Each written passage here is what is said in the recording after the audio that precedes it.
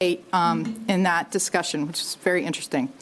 And then the Indian River Lagoon Council, I had the opportunity to speak to them, and you know, we normally focus on the projects that are underway, the projects that are complete. For that moment, I actually focused on, you know, 98% of the half-cent sales tax goes to implementing projects. 2% goes to what we call respond, and the performance measurements of how the projects that we're doing are actually performing. And so that was the focus of that talk, and it's really interesting to see now that we have enough data to be able to say how well some of these projects are really performing, and a few that are not performing quite as well as we want, and we use that information to shape the next iteration of the plan, you know, providing an adaptive management approach. In the upcoming science forums and public events, yes. I was at that meeting and I saw Virginia's presentation, and I have to tell you guys, she hit it out of the park. She was amazing, and I think that she inspired all of the other 4 county commissioners that were there to try to start figuring out how to do a referendum in their own counties so that all of us are going to have money coming into the lagoon. She did. You would have been so proud. She was incredible. Thank you. Thank you, Laura Lee. Let me jump in. I watched it live online. It was on YouTube TV. It was outstanding, and I agree with everything Laura Lee said. Thank you. Is it still online? Does anyone know? Is it still available? I don't know. It's still showing up in my YouTube feed. So okay. Maybe we can get that and connect it to the Facebook page so that people can watch it. All right. Thank you, Laura Lee and Dr. Windsor. Okay. Thank you. On upcoming forums and public events, there are 2 things that are not listed there that we've become aware of since we finalized this report. On June 3rd, the Marine Resources Council has a couple presentations of their report card. The report card is, of course, shows that we have a big problem in the lagoon. We still have a big problem in the lagoon. Water quality conditions are improving slowly, slightly, but seagrass coverage is continuing to decline.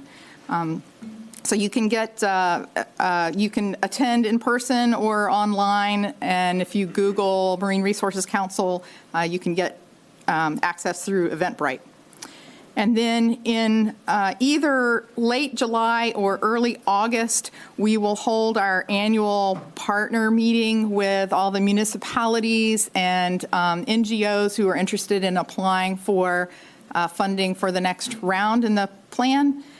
So we're working with DEP on selecting those dates because they want to team with us on that meeting to talk about how these projects are given credit in the total maximum daily load basin management action plan credit scheme. And that's all I wanted to say in my monthly report. Okay, thank you very much. So we'll go to the monthly revenue graph. Crystal?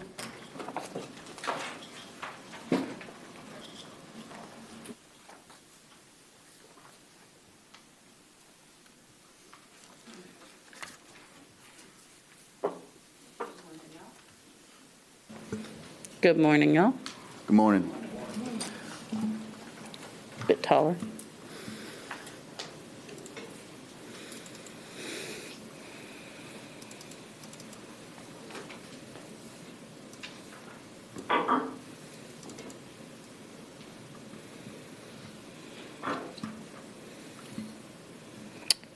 Do we know if it's a function of what? Hit the little arrow on the side.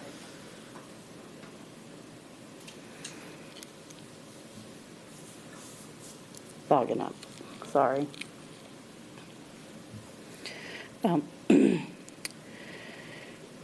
We have our revenue graph. We're at $192.4 million that we've received, which is slightly below the EDR, but we are still on track. And this month's particular collection was at 3.3 million. And for next month, we're already showing our quarterly discretionary tax that we receive, and it's at 2.1 million, which is the highest that we've ever received in that portion. Are you sharing on Zoom? I am not sure if I'm sharing on Zoom. Okay, hold on a second. Just so Laura Lee can see too. Is it that one? Yep. Okay. All right. So we're going to have to do that with each presentation. Ah, y'all got that? Okay. I can be the guinea pig. I'm good at this. All right. So those at home, here we go again. We're at received at 192.4 million. This month was at 3.3 million for the February collection, and then the quarterly discretionary, which we get actually in this upcoming report, we received at 2.1 million. And again, this is the highest that we've received for the quarterly discretionary tax. Do we have any questions on our revenue chart? Any questions? Okay. All right. Next, I'll be pulling up, close current tab.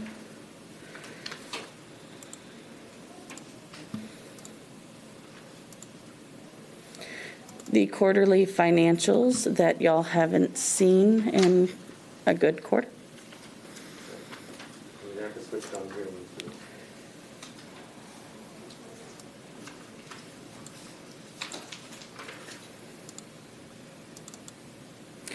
All right, so this is just showing for this fiscal year. And for this fiscal year, we have collected 19.4 million. And this is our expenditure breakdown further down here. And we are showing that we have expended at 5.7 million. Just for the current year, but the total overall is at 25.2 million for our expenditures. Do we have any questions on the short and quick breakdown table?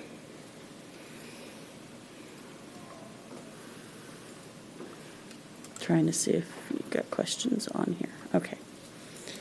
All right, and then last but not least is the beginning of current tab. Is our finance table that y'all have asked that Terri and I got together and completed. And this is a very large breakdown. That's going per project, and you're seeing all the expenditures from year 0 to the current year broken down by each year, and a running tally as well as the complete cost for each project. Do we have any question on the financials pertaining to this? If I could ask a quick question about looking at the next version of the next report that comes in this series. Okay. How am I going to be able to watch this table and look at the next one and figure out what's changed from table to table? Is there going to be something like these columns are all staying the same and these are the ones that have changed for this next report? Do you mean? So when you get to quarter 3, the next version of this, there'll be some changes to these columns? Oh, the only thing that will change would be the current FY21 year. So you would have to have the report that you have in hand to compare to the next quarter to see the increase of each one. Okay. We do not have another row for this is an increase of expenditures from last quarter to this quarter. Okay, thank you. All right. I don't see anyone on Teams with their hands raised. Do you, Mr. Venning? I do not. Courtney, please. I just had one question.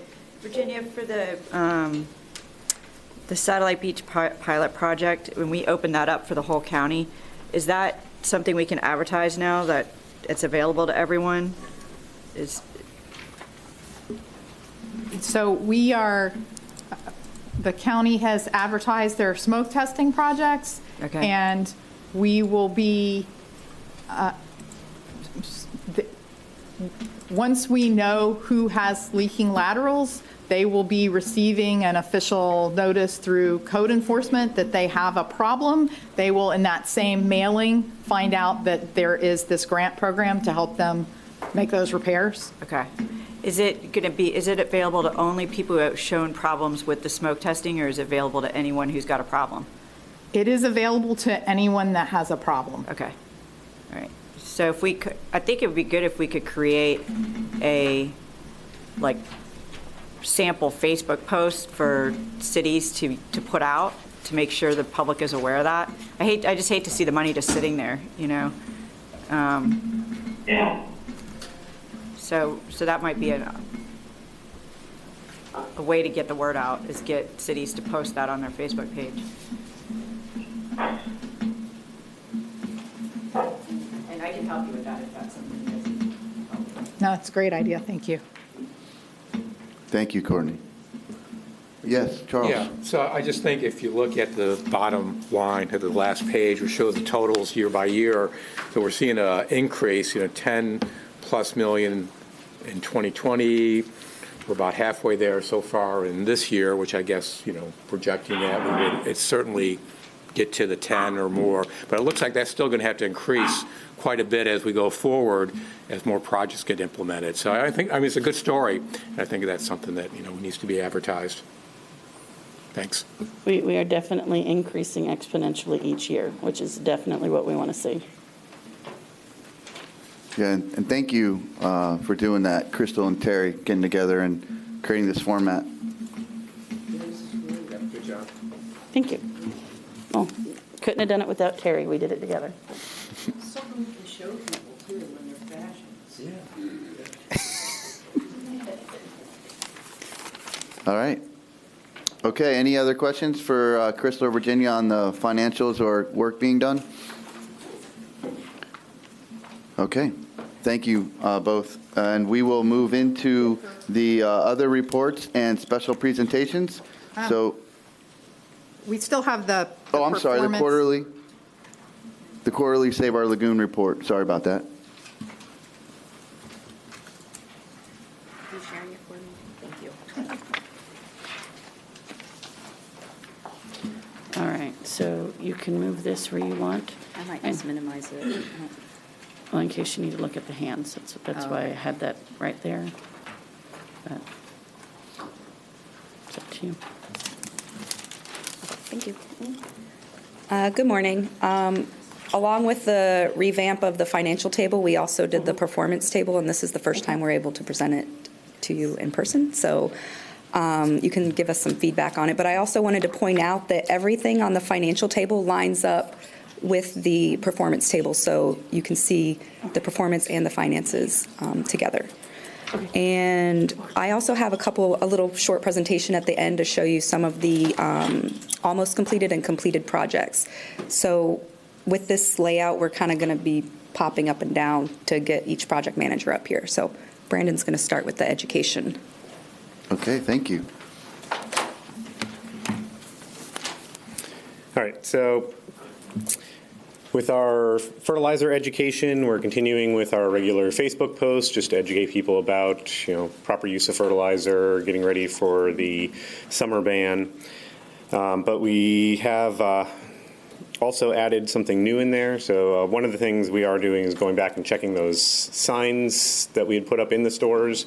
We're seeing about half of them have come down from the stores, and so we're ramping up our education with the store managers, trying to get them to realize they have to have the signs up year-round and give new signs to them.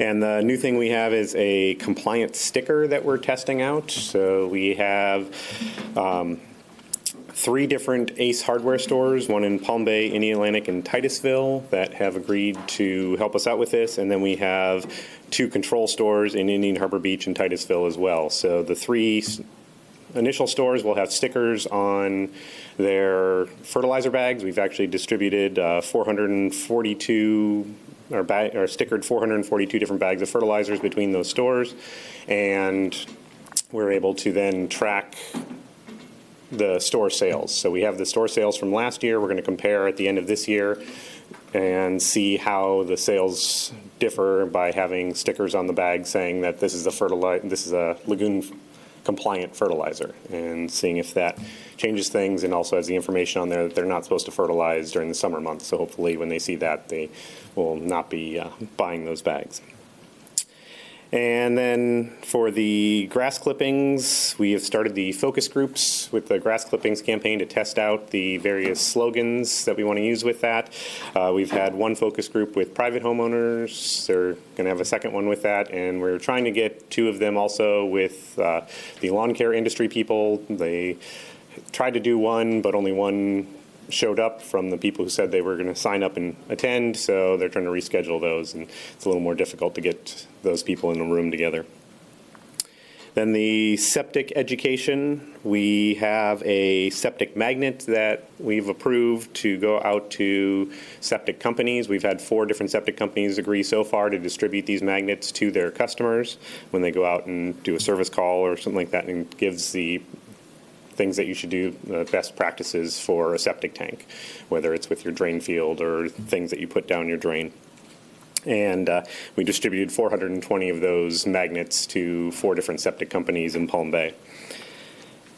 And then we have a septic flyer that we are finalizing the last bit of graphics on that will go out to realtors that they can distribute to people who buy homes with septic tanks, and we'll give them the best practices for those septic tanks in their new homes.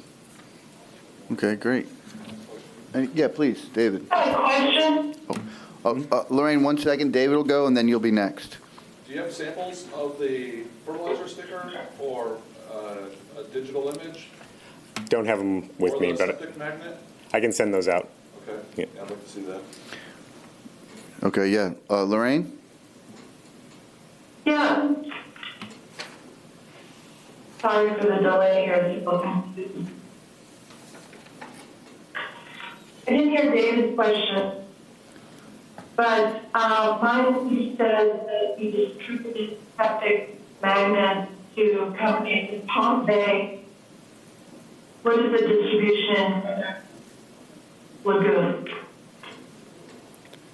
I think the question, did you get that? What's the distribution Lagoon-wide? Yeah. So we have reached out to different septic companies. It's up to the septic companies to, accept these. There's no way to force them to take them. So, we'll continue to talk to ones across the county, and hopefully we can get other areas to also take these septic magnets. But those companies work countywide. Yeah.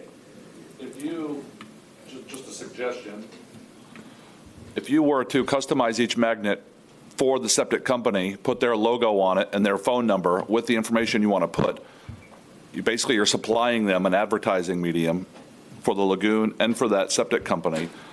You'll get much better participation. Thank you, David. Yes, go ahead. Okay, Lorraine, 1 second, and then Terry, and then you. Go ahead, Terry. So we have a lot of data on the eutrophication nitrogen in the wastewater treatment, right? I mean, it's just off the chart. Do we have any data on the sort of the residual level of nitrogen nitrates in our irrigation wells? I mean, the point here is if there's sufficient fertilization coming from the natural, our irrigation wells, I mean, we could have a campaign that says, look, we should eliminate fertilizer altogether. I'm not suggesting that's where we're going to end up, but I'm just wondering if there's data on, if anybody's done any kind of comprehensive well sampling to see what's coming out of the ground. We have not. This was something that was, you'll probably recall, we discussed this for several meetings way back in the beginning, and we tried different test kits that were available, on the shelf We looked at what we could order online.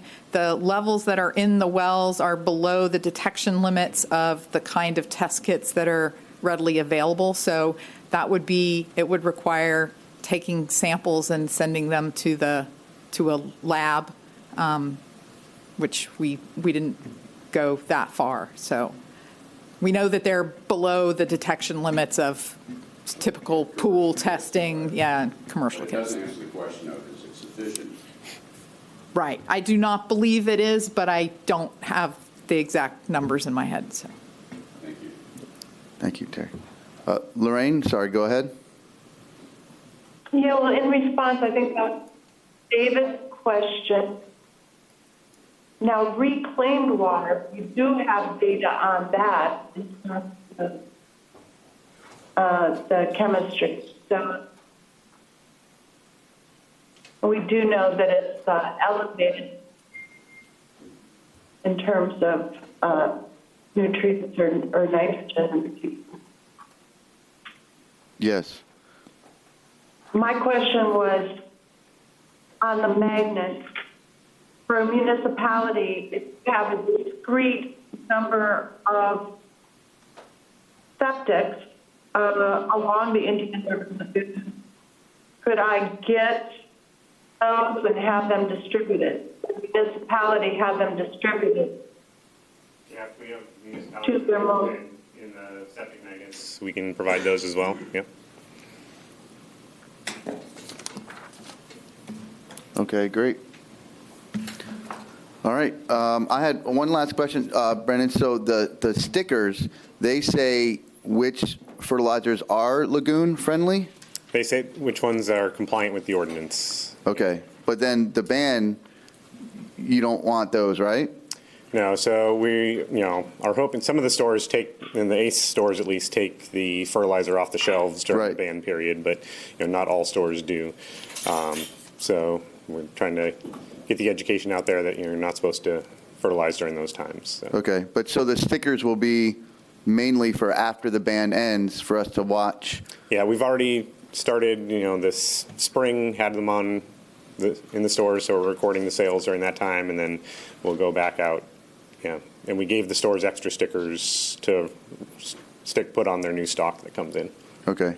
And then the hope is that the ones that are lagoon friendly will sell more than the ones that are not, the quick releases. Mm-hmm. Okay.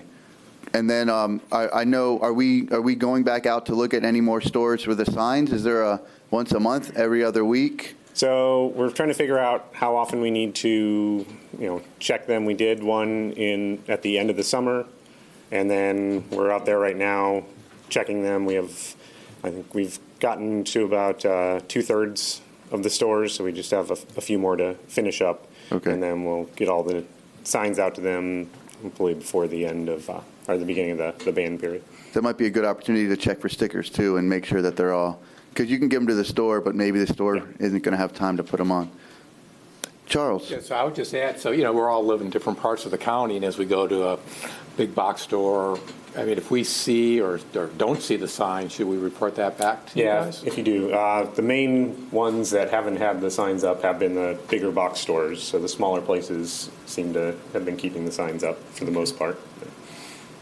Well, when we're out and about, we should go do that. And the graphic of the sign? we had showed you guys that one a while back. That was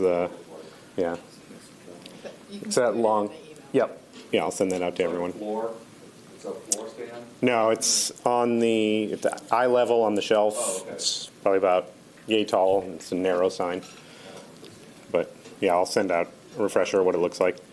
But we're trying to figure out why the signs are disappearing, because we think some of the bigger box stores, they do have vendors that come in and stock the shelves, so they might be the ones that aren't aware. So we're trying to see how we can get that communication out there to also get to those vendors that are stocking the shelves so that those signs stay in place. We're also, when we're delivering the signs now, we're making the store manager that is on duty sign that they accepted the signs, because the first few rounds we didn't have a signature. We didn't collect a signature. We go back, the signs aren't there. They're like, you never brought them to us. Like, yes, we did. Well, who did you give them to? We don't know. So, it's a learning curve Yeah. And we were, recording who we delivered them to the first time, but they a lot of times disappeared. And Okay, great. And then so if we don't see those, Brandon or Virginia, just call Brandon. Send me an email. Yeah. Okay. Send it to the general IRL email. Which is what? IRL projects at brevardfl.gov. All right, good. Thank you. Yes, Laura Lee. It's great that we're trying to work with the public on education, but I'm seeing challenges at the elected official level. Do we have a way to try to work with, and I'll just take the leadership in the north end of the county, and the elected officials come and go, and they change every 2 years, the makeup of these councils and stuff. Are we working with the elected officials to try to educate them and try to make their cities set an example for the people that live there? And I'll take cleaning out baffle boxes as an example. Is there a program to try to work with the city councils and the county commission officials so that they can try to set, we're telling our citizens, don't do this, don't do that. And then we turn around and the cities are like, the baffle boxes are overflowing and the leaves are smothering the shoreline nearby. And there seems to be a disconnect between what the leadership is doing versus what the public's being told to do. Yeah, we don't have a direct education outreach program for city and county officials. Go ahead, Kimberly. Go ahead. I was going to say, we do talk to some of the different groups, so we've been brought in to talk to some of the sustainability boards and other things within various cities. So, and the sustainability boards is kind of like preaching to the choir, almost. But I think the League of Cities is now going to be meeting in person at their next meeting, and I have been asked to give the executive board an update every meeting, and that's kind of the smaller group that meets before the big dinner. But I think it would be good if we could approach the league, and I can do that, to see if we could have the county come in and do a presentation once a year at least, and include those things, a list of things that cities should be doing at the end of the presentation. As elected officials, how can you help ensure that your city's cleaning out your baffle boxes, ensure you're, and so that's one idea. And then the second would be coming to the city managers' meetings and making sure that we have that connection there too. And there's some county commissioners that go to the league meetings, more than others, but that might be an opportunity. Hold on, Stephanie, we got, and then Lorraine. As I was going to say that, actually, Laura Lee, I recently have been reaching out to Melbourne because I saw that they're just very aggressively implementing the baffle boxes, and they're on top of keeping them cleaned out, and they just really have an environmental push. And their city council regularly, on every ordinance, every proposal, they refer to how does this affect the lagoon. And I've personally recognized it as an excellent example for what's lacking in some of the northern cities or different areas. But Mayor Alfrey actually has made a commitment. It's not actually public knowledge yet until today. It will be this afternoon at their environmental task force meeting, or their board is called Beautification and Energy Efficiency Board. But he's made a commitment to discontinue all chemical herbicides and to set this example and to go ahead and put in place what everyone should be doing that's lagoon friendly. So that's going to be this afternoon that I'll be speaking with them. And again, it'll have to be a proposal and council will have to approve that. But I think probably all of us are aware that Cape Canaveral passed that unanimously a couple months ago. I believe it was in February. And Sally Beach is obviously very aggressive in what they're doing. And then also Indian Harbor Beach recently put a ban or proposal to discontinue So that example is there. It's a small movement, but definitely to capitalize on that. And then some of what I'm working with their environmental task force leader, I'm not sure what her name is, Jennifer Whistler in Melbourne. So she doesn't even know the exact specifics of what our proposal is, but she's been very generous to reach out and connect with me and help me connect with City Works and Public Works and different entities there that are going to have to say, okay, these are our contracts in place to purchase these herbicides, and this is where applications were set to be, and then how will that transition? So I'm looking forward to Zach Eichels from Cape Canaveral also helping in that connection and education, because he was so aggressive in being able to get that done into their future resiliency action plan. So there is small steps there, and I would love to expand that, and whatever information I have for a template for other cities or whatever is already working in Satellite Beach, that we could mesh that together and create something that we could present that is an educational platform, so that we can take that to county commission and we can take that to the individual cities, present at League of Cities, as Courtney referenced. So that is encouragement, and we are making progress. And Melbourne is huge, and they have a lot of water space, but they also, where they are with Lake Washington within their district, that's St. John's, and then of course FWC with the sprayings right on top. I actually have it, I've been out of town in Cincinnati, and I was working with a sustainability conference there recently, and just to look at some different templates, I actually have on new agenda to propose that we ask FWC as a board if we can come together with some kind of proposal to make a recommendation, or as a Citizens Oversight Committee, that they discontinue all spraying of herbicides, especially after the new findings with the manatee and the level of glyphosate that was in their body tissue. It just seems like a natural progress, and as the Oversight Committee, we're continuing to implement restoration, but if we don't cut off initiate, where that pollution is coming from, where that is coming. I know I'm preaching to the choir, like someone just mentioned to the sustainability boards, but I think as a committee, if we were to draft a formal proposal to request that they do that, as a entity, that they just stop that and at least cease and desist for an interim period and do studies to see if there's any improvement. I have studied, I've looked at archives, agendas, minutes from these meetings over the last years before I was part of the board or the committee, and forgive me, I would love anyone to direct me to where this has already been addressed.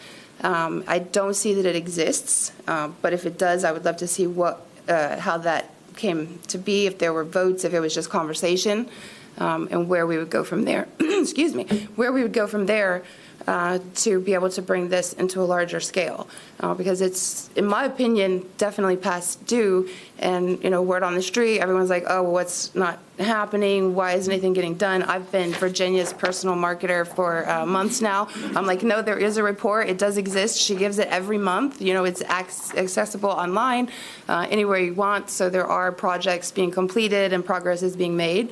But with now over 700 manatee deaths, and just to put that dramatic pinpoint in what I've just said, I flew into International Airport in Orlando yesterday, and I was standing looking at this beautiful mural of the manatees, and then all of a sudden my eyes went to the side, and there was a raptor, a dinosaur that was an exhibit for Universal Studios, and I just had this really unsettling feeling of, wow, is this manatee going to be a tribute to what we had and what is now extinct in our state as well, as opposed to discover manatees, and I was a little jet lagged, had a long week, and I just had a little few words about manatees, and I was like, okay, I don't want to be offensive to the tourists who are coming in here, but I was like, wow, this is it's very unsettling to have that connection and to see that that's not where we're headed, but that's where we are, and if we don't stop it immediately. So I think that would be an excellent example for us as a committee and us as the representatives of the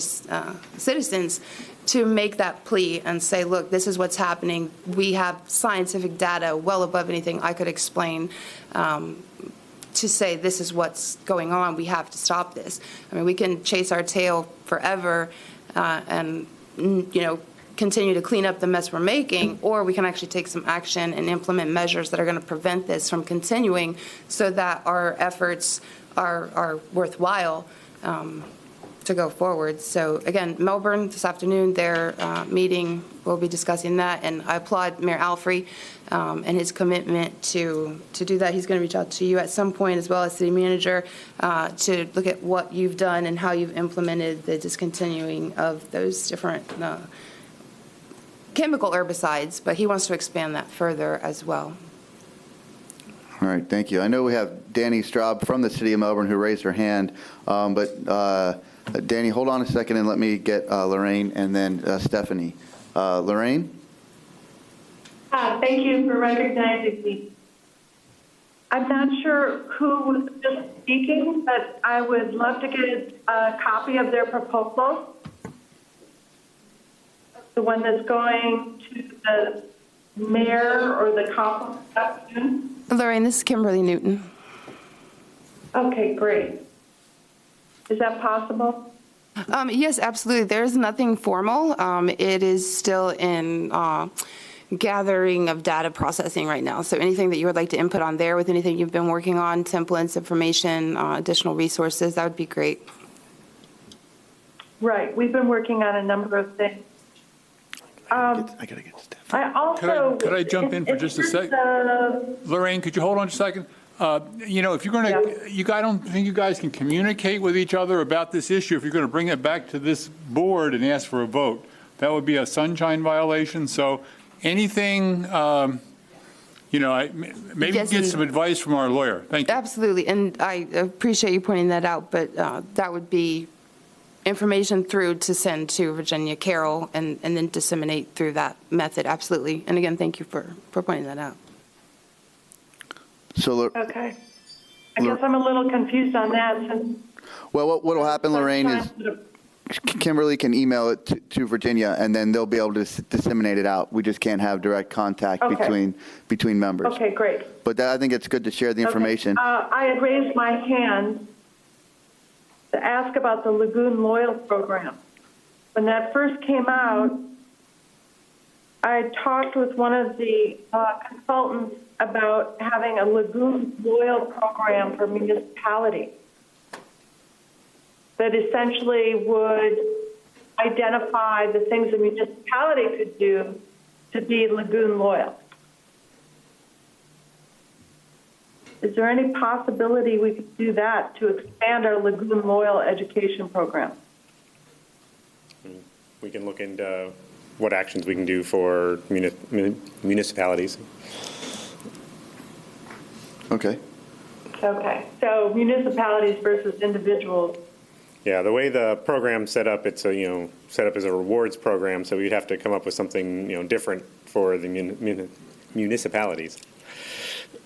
Well, it's really the label itself. Yeah. Just like you're a Tree City USA, you could be a Lagoon Loyal municipality. Okay, great. Thank you, Lorraine.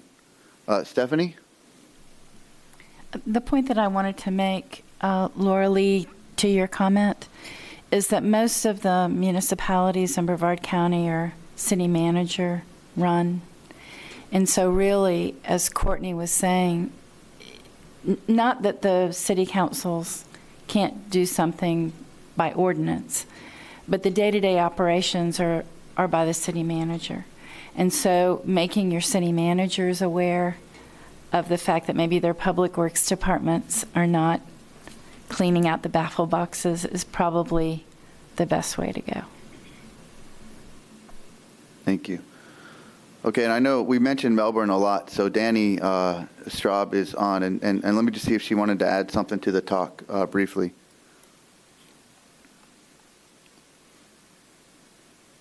No, I just really wanted to know who was speaking, to be very truthful, so I can make sure that I have all the correct information. But thank you, and thank you for the shout out. Melbourne works really hard at trying to get our baffle boxes cleaned and do what we need to do to make sure that we're working towards a better lagoon. Okay. All right. Thank you. All right. Okay. Education topic was a doozy. All right. So it's a good job, everybody. I do think it's really important. It's a way to amplify every dollar we spend by getting the word out. So, Brandon, thank you. Okay, we'll move on to the other project types. I'm going to see if I can minimize this, yeah, so we can all see.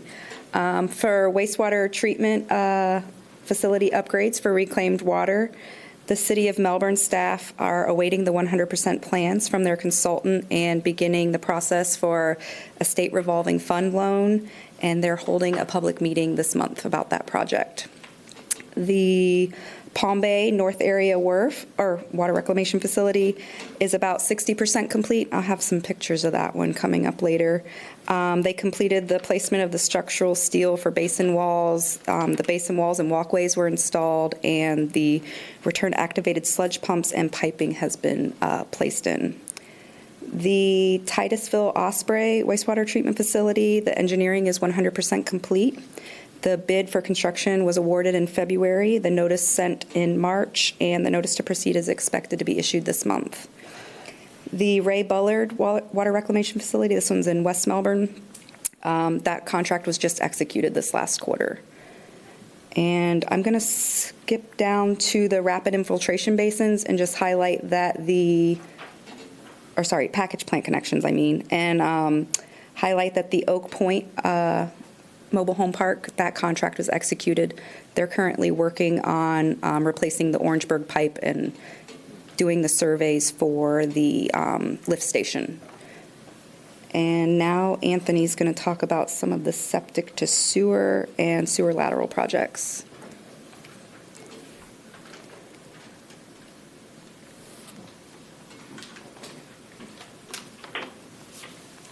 Morning. Morning.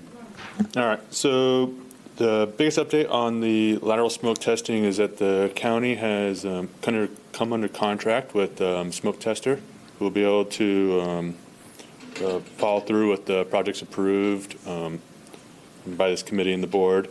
One last task before we proceed is they're finalizing the code enforcement process so that when deficiencies are found, it'll initiate a code enforcement and that will also advertise to those homeowners our homeowner assistance for the repairs.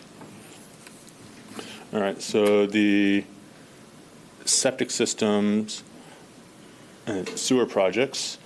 So start with South Beach's Zone O. Final design for that is pending. So we should be able to start construction this calendar year. We just have to go to bid and follow through with that. South Beach's Zone P, we're wrapping up a corridor study, which will be part of the surveying and preliminary engineering.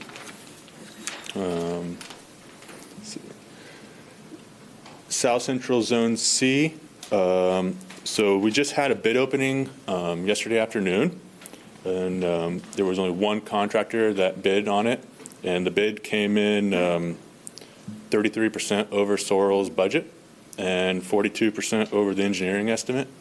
So right now, utilities and purchasing is going to discuss why the bid's so high, see why no one else wanted to bid on it.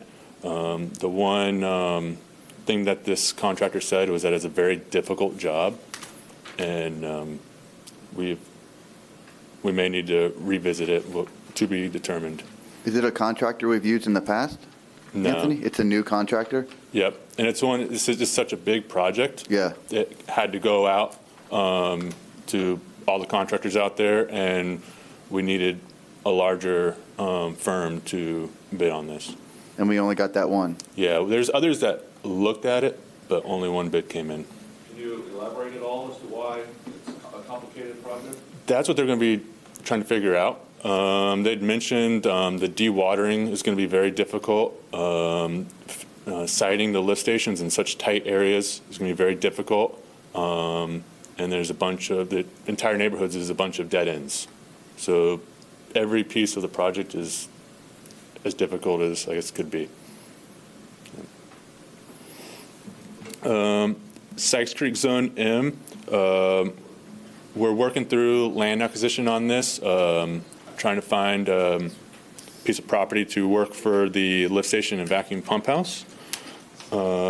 Sykes Creek Zone in. Preliminary engineering and the design is expected in about 2 weeks. So we're moving forward quickly on this, and so we should, by the end of this calendar year, we should be well on our way to starting this project. Sykes Creek Zone T, land acquisition is in progress. They've identified the land and just following through with the last of the negotiations. So I'm going to go to the quick connects and septic upgrades section, which is actually the last page.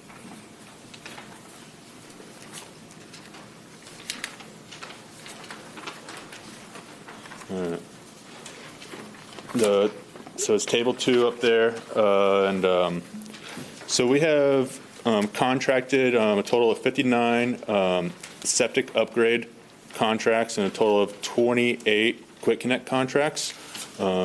We've completed 27 of those septic upgrade projects and 19 quick connects. It's actually 20 quick connects. We just haven't finalized the reimbursement process, but this coming Monday, Tuesday, that should all be taken care of. So that's it for me. All right. Any questions for Anthony? Okay. Thank you, Anthony. Welcome. Oh, Lorraine has a question. Yes, Lorraine, go ahead. I just wanted further clarification. Where is Zone C? Zone C is in Indian River Isles, which is a couple miles north of Pineda on US 1 and the North Indian River Lagoon watershed. Is it in the county? Okay. Municipality? Do you know? It is within the county. It has a Rockledge address, but it's within the unincorporated. Yeah. Okay, thank you. Okay, I'm going to move on to the municipality septic to sewer projects. The next one we have is South Central Zone F. This is Pineapple Ave and O'Galley. They have a sewer force main installed and one homeowner connected. They're planning, they planned on doing some smoke testing in April. And for all of Melbourne's septic to sewer projects, they are currently revising their septic to sewer conversion program to encourage more homeowner connections, because all of their next few projects, Hogue, Penwood, Riverside, and Roxy, all have the force mains installed and one homeowner connected. So this is to help encourage more connections. We're happy to report here the Myra project is complete. We closed that one out. So that was 74 homes connected between the two phases. And Titusville's A to G, they're working on the preliminary design still. That one is about 90% complete.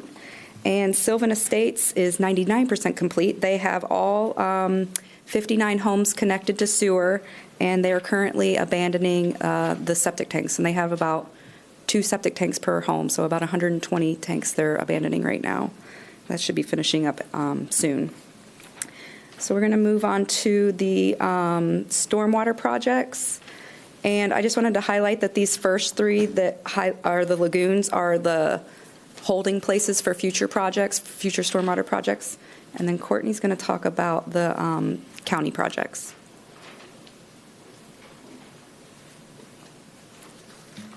Okay, good morning. So my first one is Basin 62, project number 18.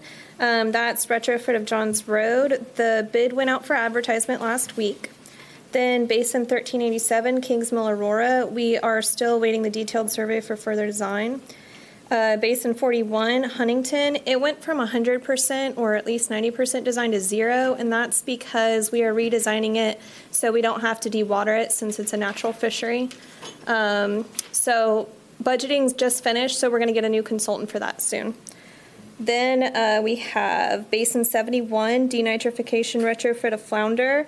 Public Works is getting me a cost estimate, but they've been in and out of the office lately asking a lot of questions, so I should have that soon. We go to, okay, so this is out of order at this point. Basin 2258, Babcock Road. That is project number 121, if you want to follow along. And that one's on hold. We are pending an easement from St. John's due to issues with the M1 rediversion project. We then have Basin 998, that's project number 205. And now that budget is finalized, we are reviewing a task order that we received from a consultant for design. We go to 1066, which is project number 206, and now that budget is finalized, we are preparing a task order. This is going to be multi-phases, and the first phase is going to be geotechnical and survey.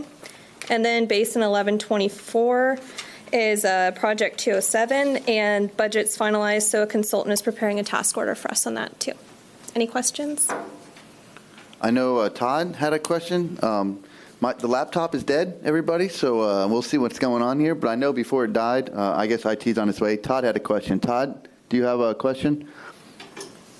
Yeah, it was just more of a comment, really, as we were going through the sewer connection projects and how many homeowners are connecting. And I know that's a tough discussion in some instances, and that we're trying to incentivize. And I certainly advocate and support the carrot approach. But I also want to remind everybody it is state law to connect when a sewer becomes available. It is, and there's set timetables. There isn't necessarily a choice if utilities choose to implement state law. Across the state, that is very very variably enforced, and often they don't. But I, as a committee, and given the amount of investment that we're making, I personally feel like we should at some point advocate to all of the local governments that they can't require connection at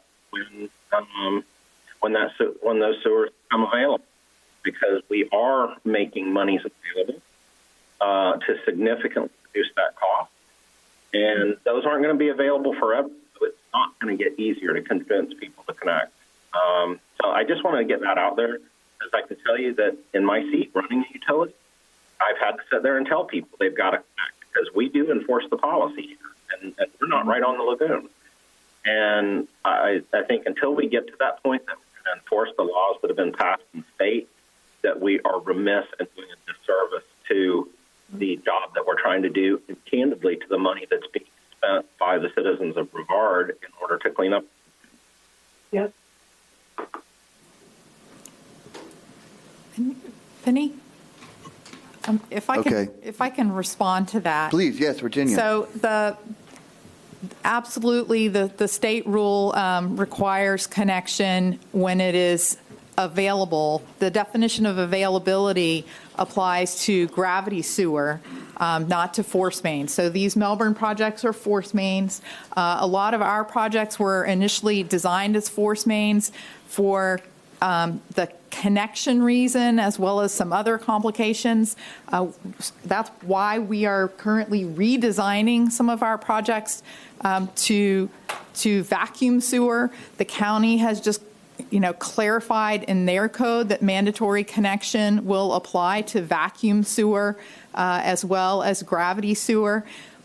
Part of the complication in, Anthony's bid is in order to put in gravity sewer in these difficult neighborhoods, gravity sewer has got to be deeper. And so where you have old communities with narrow right-of-way, it's very difficult to fit gravity sewer in there. And so the easiest, quickest way to provide sewer service to some of these areas that have been left out in the past is with force main, which is what Melbourne has done, and that's why they have been so quick in being able to provide that service and get the first people connected.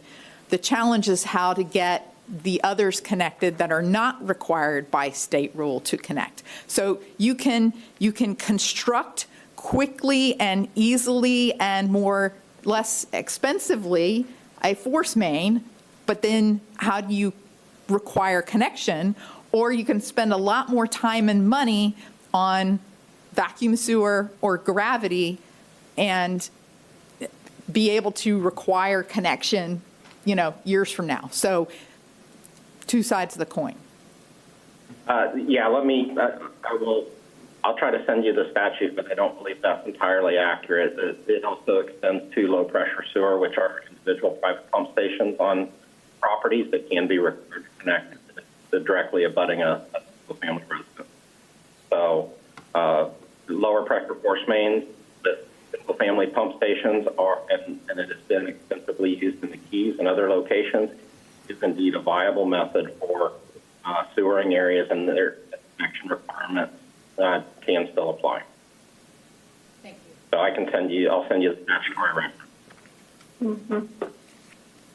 Okay, any stormwater questions? I think Terry has a question. Yeah, so just a clarification or information. So tying into a force main is more complex for the homeowner as opposed to vacuum or gravity. So that issue is swirling around in there too. Okay, thank you. Laura Lee, yes. Is there a master list of baffle boxes countywide that we can have that includes not just the baffle boxes that Sorrel is paying for, but all of the baffle boxes, so that we get compared a lot to the other communities, and I'm not sure that statements that are being made are correct at our city council meeting. If I could look at a master list, then I could maybe I know the figure out county if they has need to one. be corrected. The county has one for their own. Right, but we only have our baffle boxes. We don't have the city's baffle boxes. Yes, Dr. Windsor. I've requested on more than one occasion a map showing all the baffle boxes in the county. And I've been directed to DEP, and DEP has information on citing all these, but I've been requesting this for several years now. And it's from people who genuinely want to help, but they just can't seem to get back to me. So I've got this feeling it's not out there and would be a valuable effort for somebody to undertake. Like many of the other things that we bring up issues, there's not a good map, a good picture of everything that's going on. We're trying to do that with our projects, but it doesn't count for any of the other projects. So there's not a map that I know of at this point that shows all those baffle boxes, although there should be. Thank you. Yes, Terry. So there's an effort afoot to map storm drains by volunteers going out and actually locating them. Maybe we could extend that to searching for and flagging the baffle boxes. Okay. Todd, you have your hand up. Was that from before? I'm sorry. I got my computer back, so we're good.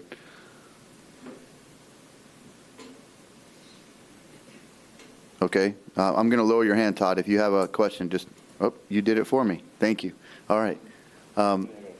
Yes, David. Virginia, I know our website has what I consider to be outstanding maps. We've got some great maps, but without having them in front of me, do any of our maps have the baffle boxes on them? They do? The county? The Sorrel maps? Or the Sorrel? Just ones that were funded by Sorrel. So it Okay. could be any city or county, but if they're funded by Sorrel, they'll be on the map. All right, only Sorrel-funded baffle boxes, not even, all right, so it doesn't include other county. And I'm pretty sure the baffle county boxes. hasn't even constructed a baffle box under Sorrel, but we have already a ton out there, so. Something to put on the map. More work. All right. Thank you, Courtney. Okay, I'm going to continue on with the stormwater projects. I'm going to hop down to, where am I at? Basin 26, Project 118. This one just went out to bid. Basin 22 is, where is that one? Right here, we're down here now. That one was completed back in January, so I have a couple pictures of that one as well. And then we're going to go down to Cocoa Beach. Theirs is on two lines here. They're low-impact development for Convair Cove. They have Blakey, Boulevard and Dempsey Drive. That contract just got executed. I believe they're going to construction next month, very soon on that one. Now we're going to go down to Indian Harbor Beach for the Big Muddy baffle box. That one, at the end of the reporting period, is about 80% complete. They should be complete by now. They were supposed to be completed this month. For Melbourne, we have the Thrush Drive baffle box. They began construction in March, and that one's almost complete. Should be done probably later this month, early next month. Now we have the Sherwood Park Stormwater Quality Project. This one is a little bit behind schedule, but they have the baffle box installed. I have a picture of that one too.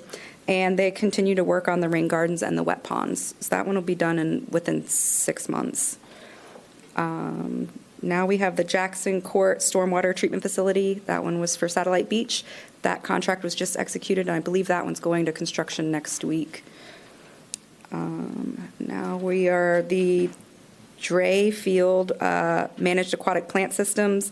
That was installed in April after they completed the vegetation harvesting for the same area. And then I have the last three, the St. John's Baffle Box, Marina B Managed Aquatic Plant Systems, and the Ray Bullard Stormwater Management Area. All three of those contracts were just executed. And then for vegetation harvesting, the county stormwater pond harvesting was completed in Flounder Creek Pond up, I believe that's in Mims. I have some pictures of that one.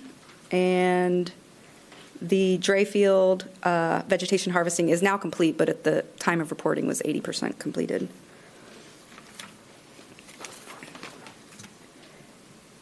And Walker, are you ready?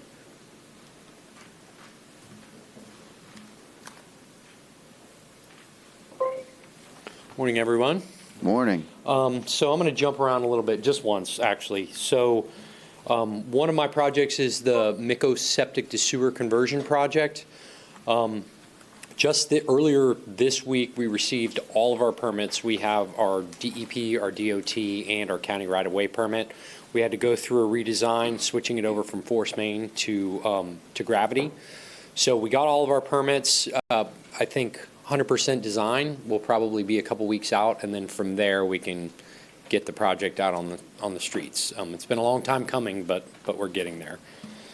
So I'm going to skip through. If you don't see me talk about one of the muck removal projects, it's because we haven't started anything on it. So I'm probably going to skip through the list. Rockledge A, I'm going to roll that into a bundle with Titusville Railroad West, NASA Causeway East, Titusville Railroad East. Though all of those projects, just over the last 9 months or so, we did the field work, like a lot of field data collection concurrently with all of those projects at the same time, where we were doing surveys, muck thickness mapping, all that different stuff. All of that information, all of that has been completed. Now we're at a point where we're likely going to have to put these projects out on the street for a request for qualifications for engineers to take it through final design, permitting, construction, administration because of the costs associated with those projects. So they're kind of on a hold. We have data for all of these projects, but until we get an RFQ out on the streets, they're not really going to be going anywhere at this point. Then I'll jump down to Grand Canal. Grand Canal, as of the end of April, the contractor had dredged a total of 75,000 cubic yards. So they're about 20% complete on the project. So they're plugging along. They have finally begun to start regularly hitting the effluent treatment targets, which is a really big step. A lot of the contractors and the vendors that they have hired to do the effluent treatment have really struggled.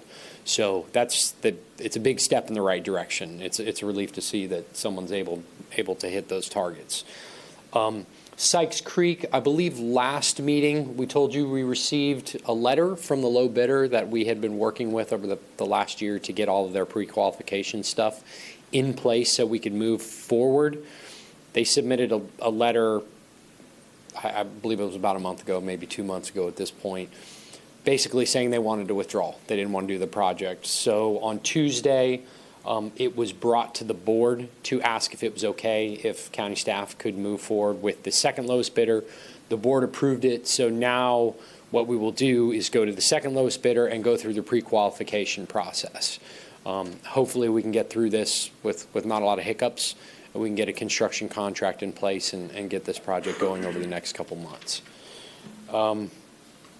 O'Galley Northeast, we recently submitted permit modifications. Part of the reason for that was we had a pipeline originally that was running along the west side of the intercoastal waterway all the way down to our spoil management area, which is about six miles south. Because we are going to be working on the east side of the intercoastal waterway, we need a pipeline corridor that runs along the east. Then we have to cross the intercoastal waterway, which requires Corps' navigational group authorization. So we recently submitted permit modifications both to the state and the Corps, and hopefully in the next couple months we have some authorization from both of those groups. I anticipate the DEP is going to be pretty quick. The Corps, we'll see. So Merritt Island Muck Removal Phase 1, that project is on hold until we get Sykes Creek complete, because that project will be utilizing the spoil management site that the bigger Sykes Creek Phase 2 will be using. So that's going to be on hold till then. The Cocoa Beach Muck Dredging Phase 2B, last I spoke to the project manager with the city of Cocoa Beach, they were about 80% complete, so they're plugging along. The Cocoa Beach Golf Muck and Interstitial Treatment. The consultant had collected a significant amount of field data. It's a pretty substantial area, I believe. Wayne, do you remember how big it was? 200 acres? I think it was 260 acres. It's a study area, so a lot of ground to cover and a lot of data collect. So they collected a substantial amount of data, mapped the muck thicknesses. We had some questions about what we saw in the data, so they're gearing up to go out and collect some more data, so we have a better understanding of the muck deposits and the actual volume that's out there. We expect that to probably take place in the next couple weeks, maybe a month or so. Muck removal for Indian Harbor Beach and Satellite Beach, I'm going to roll those two together because we, the county, are going to be submitting the permit applications on behalf of the cities, and then once we get the permits, we're going to turn it over to them so they can go to construction. The consultant should have crews out in the field over the next week or so collecting additional data. It's really the sediment characterization, looking at chemical constituents and the grain size of the material. So they should have the field work done in the next couple weeks, and then it's going to take them probably another 4 to 6 weeks to process the reports. Then we'll have everything we need to finalize the design and put together a permit application package on behalf of both the cities. So that is all I've got on the muck projects. I'll be happy to answer any questions. Anyone have any questions for Walker? Okay, I know I have one, Walker, that the muck treatments that we package together, our prepackaged muck, if you will. So because it's taking longer for those projects to get started, is there an anticipated increase in the cost? Just because the cost has been going up? I'm not sure I understand when you say the prepackaged muck projects. Just the ones that you said we're putting together, that the NASA one, the Titusville ones. It was those that you grouped together that we need to get an engineer? So part of it, there's state rules associated with, there's threshold values where if a project costs over so many millions of dollars, you have to advertise it to hire an engineer. You basically have to go say, hey, all you engineers who are interested, tell me about your qualifications. We'll pick the most qualified. Then you will work on this project. So when I say we're going to roll them together, I think what we're going to end up doing is we're going to attempt to do an RFQ where we do a request for qualifications for all of the projects all at one time. Yes. Just so, and that's not just the ones I was talking about here, but all the remaining projects, so we can one and done RFQ and maybe get multiple engineers under contract to work on these projects. Yep. So. Okay. If your question was, do we expect costs to go up with time? I would say fuel is going up, labor is going up, equipment is going up. Yep. And we've seen other people come with projects requesting an increase because obviously the time. Mm-hmm. And I know these projects are large in numbers anyway, so I just didn't know, probably if we can map that out or know in advance how much it's going to increase, that may help us when we're making decisions, especially on new projects or whatever, and how much money we have in our reserves, just so we're not slapped with that bill right when it comes due and have to make a decision right away on pulling from our reserves. Well, and typically what we'll do is when we cut an engineer loose on a project, we say, okay, engineer A, go work on rock ledge A. Part of that will be a conceptual design process, but then we also have them prepare opinions of probable costs. Sometimes they're right on the money. Yeah. Sometimes, like the case was his psych zone, whatever it was, C, it's low, and it can be very challenging because each project is very nuanced, and different means and methods can result in different costs in different locations in the project. So it's challenging, but we typically have our engineers do opinions of probable cost because obviously before we put it out on the street, we want to get an idea, do we have enough budget or are we way off and do we need to rethink this whole project? So. Okay, cool. All right. All right. No other questions. Thank you, Walker. Thanks, everyone.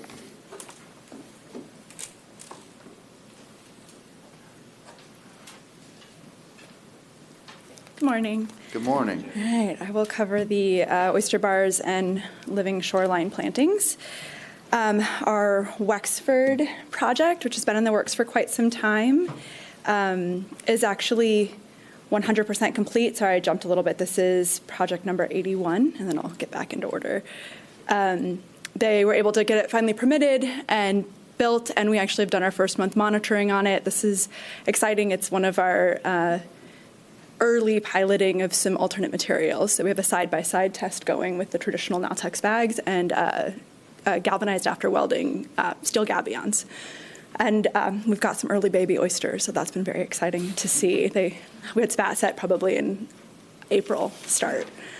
So I'll go back to the beginning now. Banana River Lagoon, those first three are our county sort of placeholders.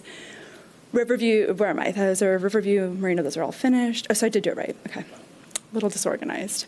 We've got the next one is 104, Banana River Oyster Project. This was recently executed, and they are working on finding some new site that they're going through site evaluations for Banana River. The next one is the Central Oyster Project. They're expecting permits to start coming in June. They've been going through the request, the secondary request for information after submitting initial permits, and they're planning and hoping to close out this contract this season. The next is the North IRL project.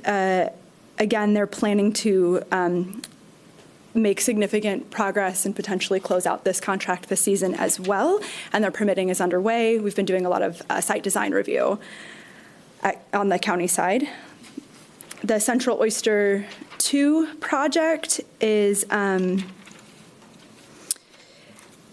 has all the site evals complete, and they are underway on permitting and built 174 square feet in this last quarter on that contract. NIRL 3 is also under, has been recently executed. So we're down to right here. The North Indian River Lagoon Oyster Project 3 was just executed this quarter. For the planting projects, unfortunately, our Banana River plant project has been withdrawn. There was some back and forth over that one, and eventually, unfortunately, it just didn't quite work out. The North Plant 2 is in design. For the final project, I believe 4 sites were implemented on this last year, and the final couple are in design to finish that. Central Plant and Banana River Plant 2 were both recently executed. And then the River Edge and Newfound Harbor Drive have also been executed contracts, and those are in early permitting for some and design work. So they're making progress to either plant late this season or potentially next, because I believe both of those, they're hoping to include a breakwater design to help the plants establish. Any questions? Terry. Yeah, I'm just curious. I think you're the only area where construction and design are going on in parallel. How does that work? So these contracts are designed for, especially for the oyster projects, and I guess some of the plants. They apply with a square footage that they would like to build in a lagoon by sublagoon, and when they make that application, they have a list of sites that they give us that they've done initial site evaluations on that we approve, but with the potential for substitution so that we can build out to that full square footage to get our nutrient removal target for that contract. So those are made up of anywhere from 5 to maybe 25 to, I think even some of them have up to 50 different individual GPS locations, different homeowners, parks, cities, things of that nature. So as any given one of those can get pushed, completed through permitting, they'll build so that they have simultaneously working in different sublagoons and on different contracts based on what year they happen to have submitted them. We've been working on an overarching plan to sort of keep these projects moving with the environment that we're working in.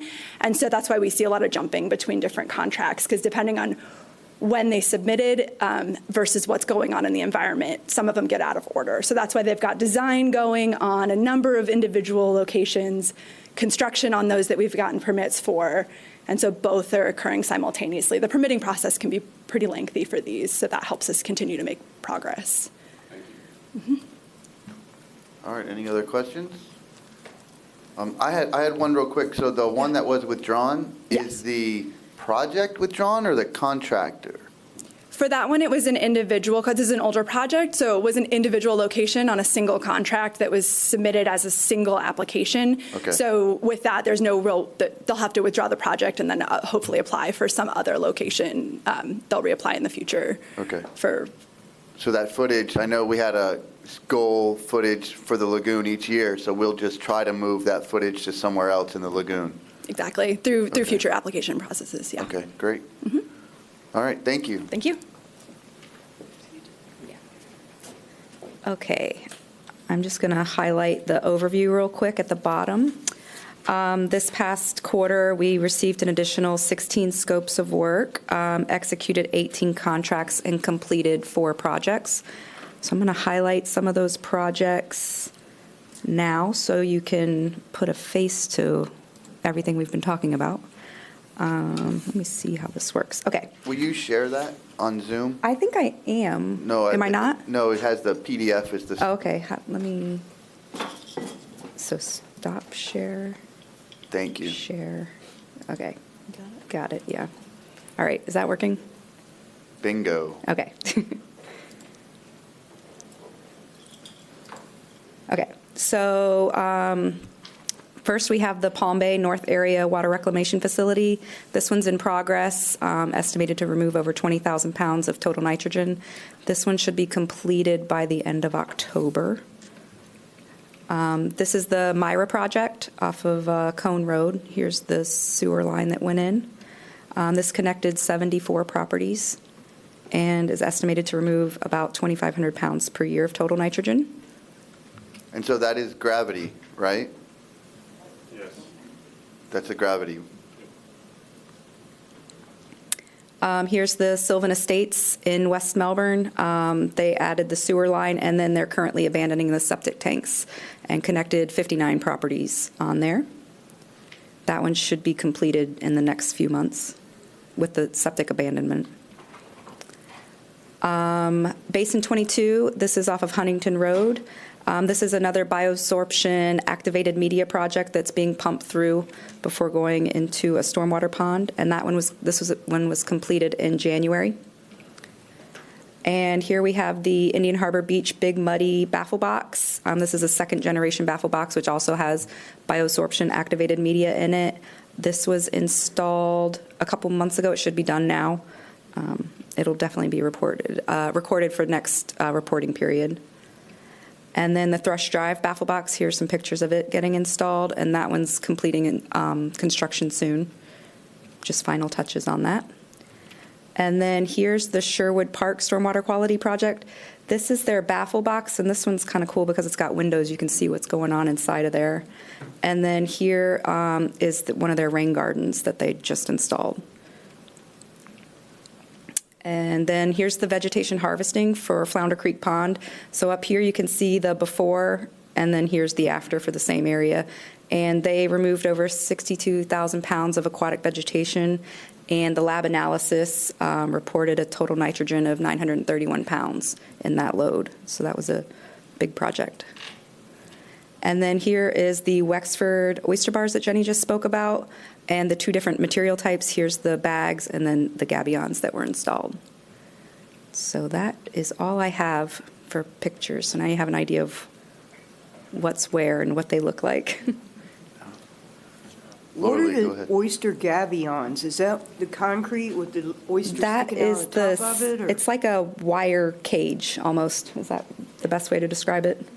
I saw on TV up in the Edgewater Conservancy up in Volusia County, they had concrete blocks with oysters sticking up out of them like this. Have we tried anything like that yet, or is that new? Jenny can talk on that. Material test a little bit. So there is I'm not exactly familiar with the ones you're mentioning, but there's something very, is it the course? Okay, it sounds like the course. So the University of Florida, they've also developed a courses. So yes, those are a concrete block. It's about the size of a sheet of paper, and it has natural materials mixed in with the concrete aggregate and shells sticking up through those. We have piloted those at a few locations as well. We're looking into a number of different material types. We have the partnered grant through Sorrel and the Indian River Lagoon National Estuary Program, where we're doing a material test. So with that, we've looked at the prisms, which are kind of a pyramid-shaped concrete soaked jute, that one's jute fiber filled with oyster shell. They also have a lot of potential for a wave break. They're a little bit larger, heavier, the way they sit in the water. So we're looking at those. We're looking at the concrete aggregate core modules, these galvanized metal baskets, and then the bags. And then we piloted one additional idea that we had of little oyster clusters. So we have those hanging at 3 locations in the lagoon underneath docks that we reached out to a couple different communities that were willing to work with us and have worked with us in the past on other projects. And we're looking at recruitment of oysters as well as other commensal organisms, how they're growing, if we see any differences between the material types. Each type is deployed in triplicate at each one of these locations. And we're also collecting environmental data when we do our sampling, dissolved pH, salinity, temperature, and then we have continuous depth and temperature measurements as well, so that we can see what's going on with the environmental differences at those locations, if that happens to play any effect, or just even to say that the environment was the same. So if we see differences, it's more related to recruitment or material type. But so yeah, we're looking into all the different alternative materials to the plastics that we know of at this stage that are somewhat cost effective. They're all more expensive than bags, but and they have their different benefits, and also they tend to be, so far it seems like they're somewhat, they might respond differently here in Brevard County with our unique ecosystem than they have. So they've worked very well in other locations, and unfortunately some of them aren't working quite as well here. So, but we have about a year left on that study. It'll take a little while to finish collecting that data. And then with that, we're doing the denitrification project as well. So we're working with a researcher from the University of Florida, IFAS, down in Homestead. She's collected sediment cores at 3 of our older oyster bars, Bomalaski, Marina Isles, and I believe the third was Riverview Senior, and Senior Resort down in the Central. So we had one from Banana, one from Central, and one from North IRL. And they were comparing away from the oyster bar to next to the oyster bar to try to find out what the denitrification value is in the sediments right adjacent to the oyster bars.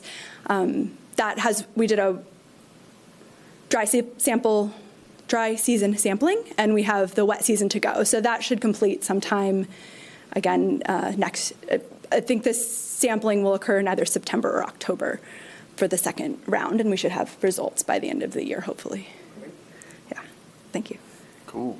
All right. Any other questions? I know, Jenny, I had a question. I'm sorry. No problem. I know. Well, it was just apropos that you came up to the podium again. I know I always try to make sure that that I ask questions based on headlines that come out, and I know there was a headline that came out in the newspaper about microplastics that are in the oysters, and are they affecting the efficiency of the oysters? So has there been any attention paid to that? Yes. What can you tell us about that? So Dr. Linda Welter's lab at UCF, who does our, their lab is also the one that does all the monitoring, contracted monitoring for these oyster bar projects. She has a number of students, and I think she herself has been working on microplastic studies throughout the lagoon.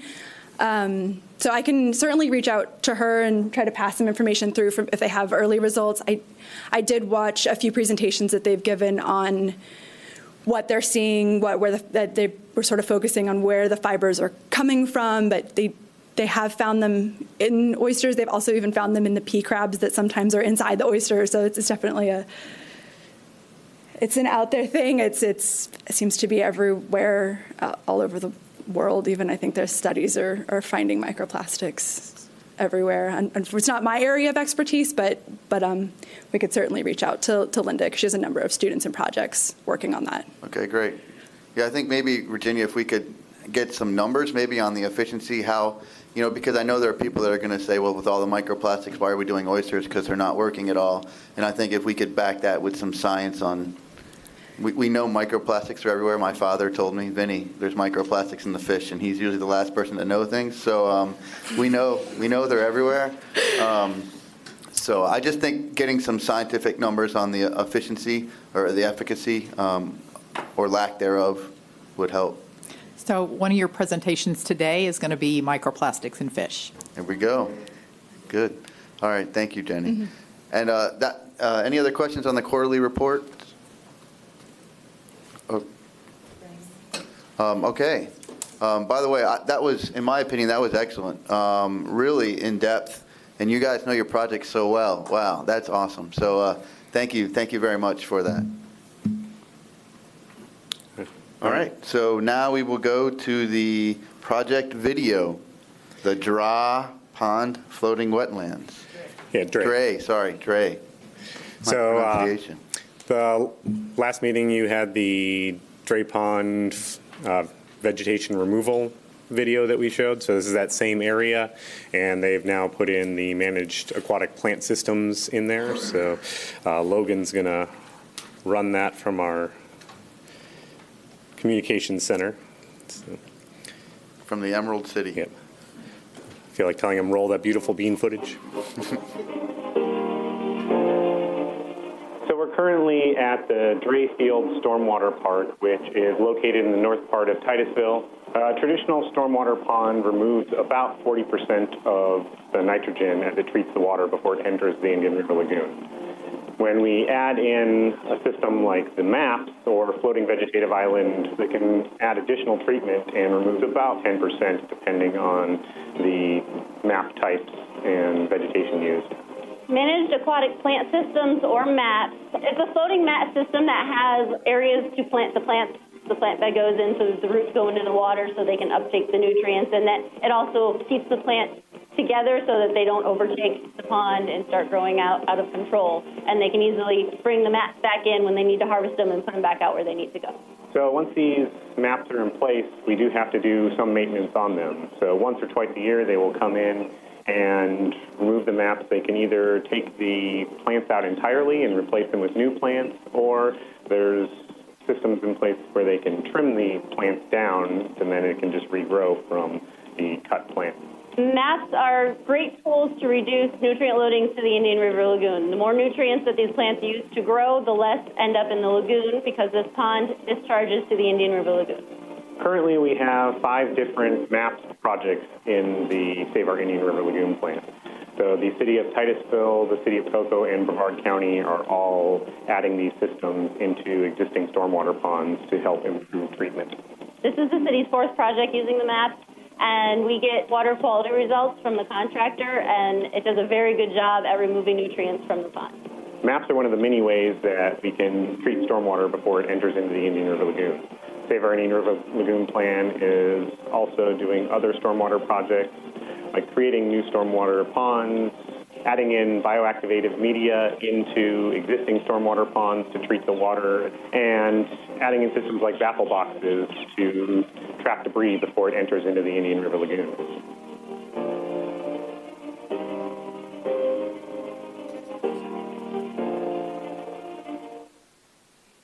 All right. Any questions on the video? All right. I have one, Brandon. So those, sorry, those ponds, they're retention or detention? In other words, are they always wet? Or is there always water? As far as I know, there's, okay. Yeah.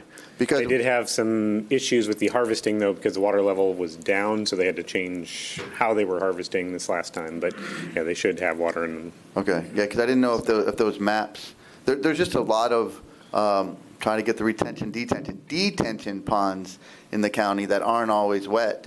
And I didn't know if a maps is the term, if that would work in a detention pond where it's not always wet. Probably not, huh? So most of those are sodded and, maintained that way. Yeah. So you're already getting the plant nutrient uptake. Okay, great. But you can use plants that absorb denitrification and plant them in dry retention ponds all the time. So like we have that in Satellite Beach, where we have a swale that goes down to Soto that we have done that to. And a lot of cities are starting to do that to their dry retention areas. Yeah. All right. Brendan, that video's not on the website yet? No, we wait till we have the, show the video here, and then it'll go in rotation. So I've been trying to put out, alternate videos with the My Lagoon story and then the project videos, and we'll put those out and spread those again. We have to have the big premiere for us, and the red carpet. All right, Brandon, thank you so much. No problem. Okay, so the next, we'll do the drift microalgae in the Indian River Lagoon from Lauren Hall. Right.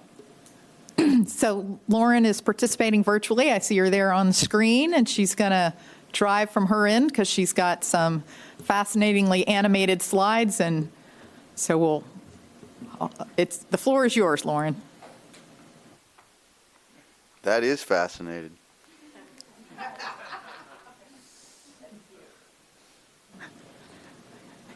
In case you don't know, we're looking at your dogs. Now we've got you full screen. Thanks, Lauren.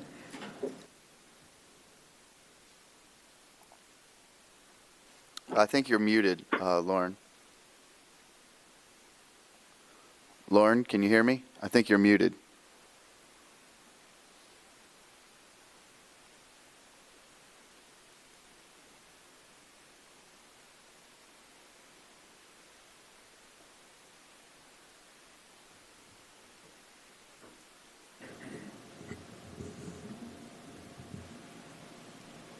Can you hear me now? Yes, ma'am. Loud and clear. Thank you. All right. Let's try and call in by phone so I can avoid that echo that folks online were getting. All right, so thank you so much to Virginia for inviting me to speak today, and to the other committee members for your interest. What I'd like to do is walk you through the different ways that we monitor drift algae, some of the results from that monitoring, and the environmental tolerance work that we've done, and then ultimately tie that into the bigger picture for the lagoon.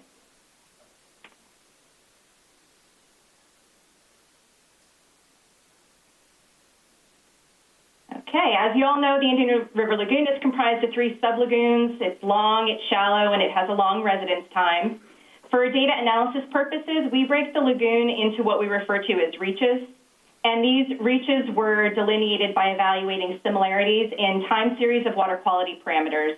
The first 6 reaches are within the St. Johns River Water Management District, and then reaches 7, 8, and 9 are located within the boundary of South Florida Water Management District. For this presentation, I'm just going to be focusing on reaches 2 through 5, but if there's any interest in data from the other reaches, of course I have it, just reach out. The lagoon's been hit by a series of phytoplankton blooms over the last decade. So shown here, I have some multispectral satellite images from Landsat with the chlorophyll model applied, and the warmer colors being the higher chlorophyll concentrations. The IRL has experienced seagrass losses in the last decade after reaching over 30,000 hectares in 2009. But those losses were observed not only in the footprint of seagrass, but then also in the percent cover that you see here with that gray line. So what's present within the reduced footprint is also reduced. While the seagrass losses tend to make headlines, it's also important to consider that seagrass isn't the only player in the system. Drift algae is often the dominant macrophyte by biomass, and it's capable of taking up and releasing large amounts of nutrients, and similar to seagrass, it's also impacted by environmental factors. So drift algae is called drift algae for a reason. It moves around a lot. It can be very patchy. It can change seasonally, annually, day to day during an event. So for this reason, we actually employ multiple types of monitoring. Transects were established for seagrass monitoring in 1994, and they're located throughout the entire lagoon, including all 9 reaches. Drift algae percent cover is one of the parameters that we've been recording since 1994, but we also added drift algae biomass in 1998. The fisheries independent monitoring is a stratified random sampling design. Fortunately for us, in addition to the fish species that they record, FWRI also records the dominant bycatch types in gallons, and then we can convert that into drift algae dry weight in grams per meter squared. The NSU, the Nova Southeastern University hydroacoustic surveys, we do to assess deeper water macroalgae that's present over 1.5 meters. And this was done 5 times from 2008 to 2015. For the sake of time, I'm just going to share the Transect and NSU data, but know that we saw very similar patterns in the fin sampling as well. Okay, so what I'm showing here is the Transect results from reaches 2 through 5 from 1998 through 2020. This is the summer and winter biomass broken out by color. Summer's in green, winter's in blue. And then we have years on the x-axis and the biomass of algae on the y-axis. So a couple of things that I wanted to highlight here. First thing is that there's a lot of variability, which is really not unexpected with something that's pushed through the water with wind-driven currents. But the main point that I want to highlight is this low biomass occurring in all reaches from 2010 to 2012. The timing isn't always exactly the same in all the reaches, but the decline in biomass was observed everywhere. We saw subsequent recovery in 2014 and 2015, but then we saw additional declines following the 2016 brown tide in some of our reaches, and then again in 2018 through 2020, particularly pronounced in Reach 4. So the NOVA hydroacoustic mapping was done in 2008, 2010, 2012, 2014, and 2015, and like I said earlier, we did this to look at the deep water drift algae. It wasn't easy. It was very time-consuming and expensive, but it's one of the only assessments that we have in the deeper water. And that's much harder to do with our traditional in-water surveys, and it's also not able to consistently be seen from our aerial mapping. In these maps, you can see that in the earlier surveys in 2008 and 2010, we had higher biomass than the low point in 2012. We were seeing some recovery and resurgence during 2014 and 2015, but then as you saw in the previous slides, we lost a lot of that biomass again in 2016 and 2018, but we don't have the hydroacoustic surveys for those years to show that extent, the loss in the deeper water. Okay, so why are we seeing these declines and what does it mean for the lagoon? Harbor Branch Oceanographic Institute conducted a 2-part study to explore how the environmental factors played a role in the growth of the most common rhodophytes in the lagoon. The field component estimated nutrient tissue content, nitrogen, phosphorus, and carbon of the dominant rhodophytes, and the laboratory component, parts of which I'm showing here, examined the changes in biomass in our mesocosm experiments to evaluate the different treatment levels of salinity, temperature, and light. So in these figures here, you can see that Gracilaria did well in the full range of salinity treatments that we used in the mesocosms, 12 to 50. Temperature and light had a larger impact on growth, however. So once you dropped below 250 micromoles per meter square per second, you can really see a reduced growth of Gracilaria. below that, at or below the 100 micromoles, particularly when temperatures were also at their extremes. So I want you to remember this number, this 100 micromoles per meter square per second, because we're going to use that a little bit later on. Water temperatures in PAR were measured monthly at 36 monitoring stations in reaches 1 through 6 from 1998 through 2019. The light attenuation coefficient, or K value, was determined using LICOR 4-pi sensors that you see on that picture on the bottom right. We then used those K values with the incident light from our fall and solar radiation data over that 98 through 2019 time period. And then that 100 micromoles per meter square per second number that I just told you from our tolerance experiments to determine what depth that threshold would actually be reaching in the lagoon at any given time. Okay, so this slide is showing the water depth that was receiving that 100 micromoles of light associated with the left y-axis. Temperature from our routine water quality monitoring stations associated with the right y-axis over time, and this is, again, just for those reaches 2 through 5. Using the data from 98 to 2009 as a reference period, kind of before the world went pretty crazy, we identified the 10th percentile for the depths that were receiving that 100 micromoles of light. So that yellow line is indicating the low light threshold. These extended periods of low light become apparent once you take a look at that low threshold there, and they are occurring over multiple reaches. Again, using the data from 1998 through 2009 as a reference period, we also identified the 5th and 95th percentiles for water temperature. And so here the blue line indicates the low temperature and the red line is indicating our high temperature threshold. So one of the things that I want you to notice is how these low light periods often occur in conjunction with or immediately following those periods of extreme temperatures. Okay, so then taking that light threshold a little bit further, I wanted to see how the suitable habitat, the extent of that suitable habitat in the lagoon may have changed over time for drift algae. So depth soundings were done in the lagoon in 1997 throughout the whole system, and it resulted in over 230,000 depth measurements to make up the isobats that you're seeing here in these light gray lines.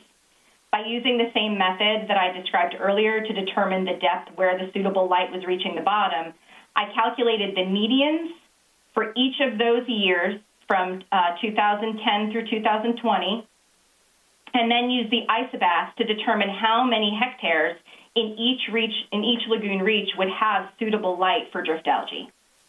So in this example from reach 2, you can see that the minimum area of suitable habitat occurred in 2016 during that low light event that everyone probably remembers and that we saw in the previous slides. And that was, of course, associated with an algal bloom that lasted for over a year in this reach.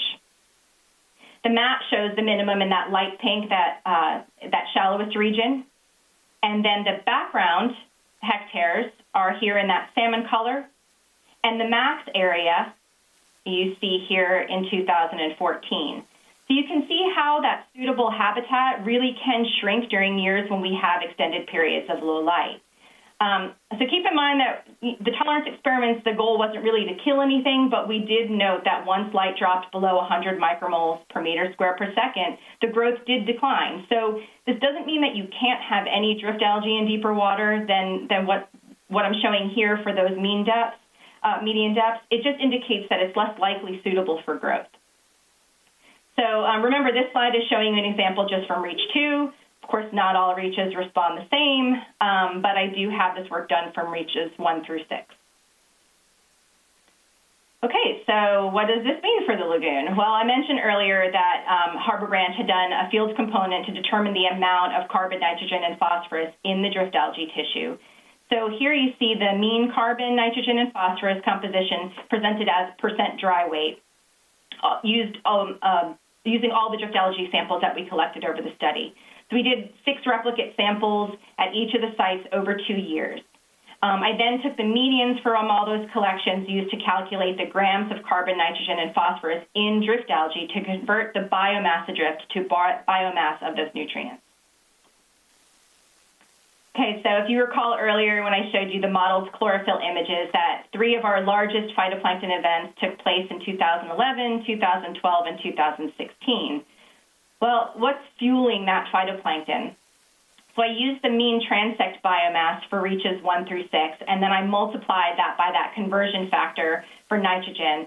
And you can see how it becomes apparent pretty quickly that nitrogen that was once in the macroalgae tissue could then be available in the water column that is now there for uptake by the fast-growing phytoplankton, so in the absence of that drift algae. Likewise for phosphorus, although at a much lower concentration. Well, now that we've experienced multiple events, the interplay among these primary producers is really starting to reveal itself. So that's one of the benefits of having such a long period of record like we do.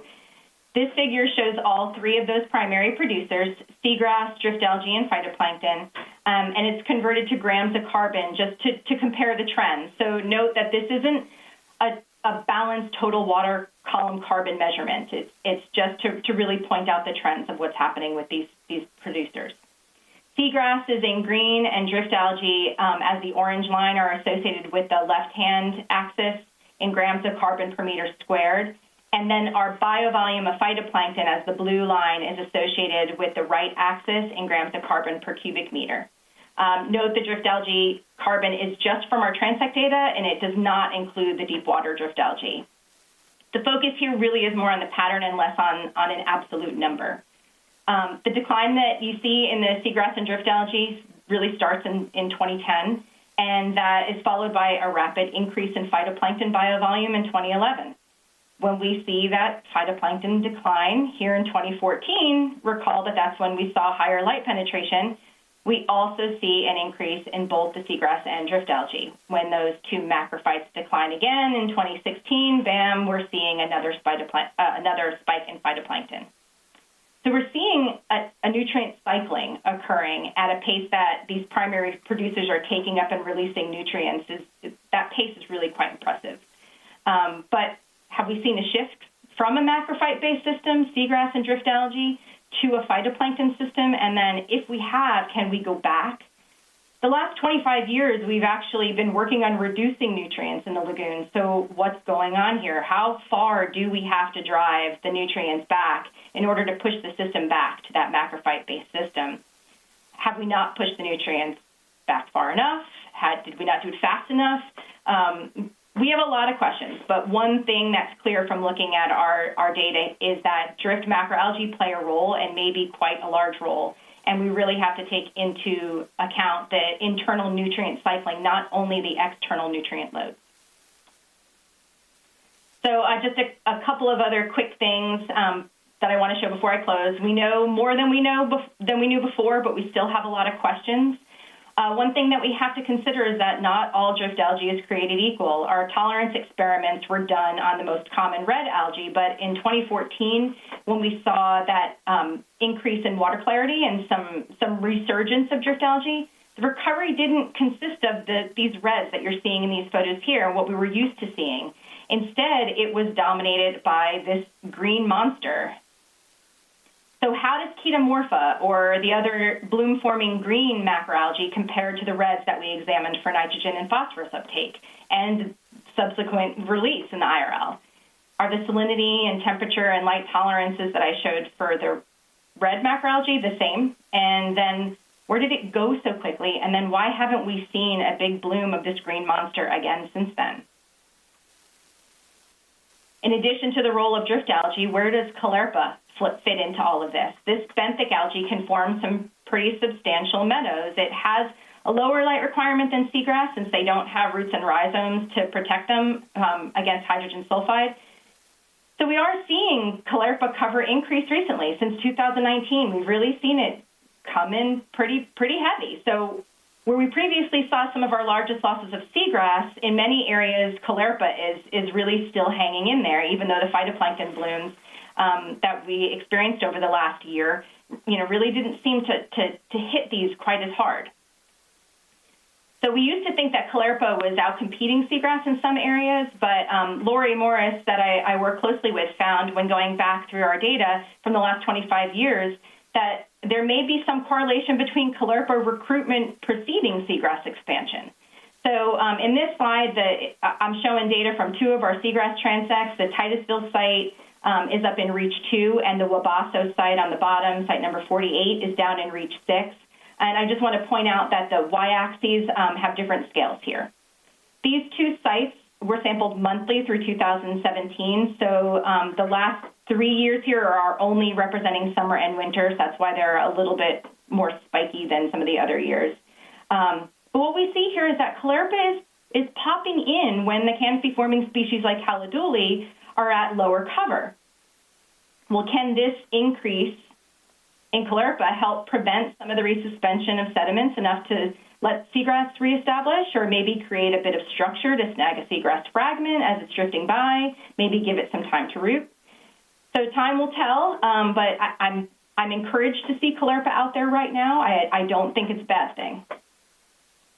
So with that, I'm going to go ahead and take any questions that you guys might have. I'm going to turn my volume back up, and hopefully I can hear you. All right. Thank you very much, Lauren. Does anybody have any questions? Oh, David, yes. That was a very good presentation. Thank you. I wanted to ask if you had mentioned the dry weight of the algae and the nutrient content. Specifically, your nitrogen was 2.9% of the dry weight. Do you know what dry weight is relative to the wet weight? Like 100 pounds of fresh algae pulled out of the water dries up to what? How much moisture? I don't have that number off the top of my head, but we do have that data. Okay. I'd like to get that. I hope I can, after the meeting, I can get your contact information directly. Sure. All right, thank you. And maybe what I would recommend, Lauren, if you could get that to Virginia, and then Virginia, if you could just email it out to everybody, that way we're all aware for that good dinner trivia question. If it's possible, I'd also like to know if there's if any nitrogen is released to the atmosphere in the drying process, or is it all contained in the dry matter? If you have that data. I'm not sure we have that, but I'll check into that a little bit further and see what I can find out for you. All right, thank you. All right. Anyone else have any other questions for Lauren? Okay. Lauren, thank you very much for the presentation and your time. Thank you. I know you all like seeing my dogs. We do. I'll quit sharing. Cute pooches. Thank you.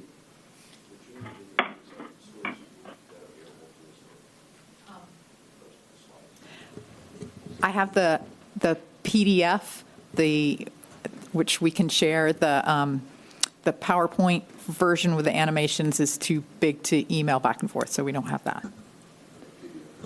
Okay. And then Virginia, again, if you could email that out to everybody.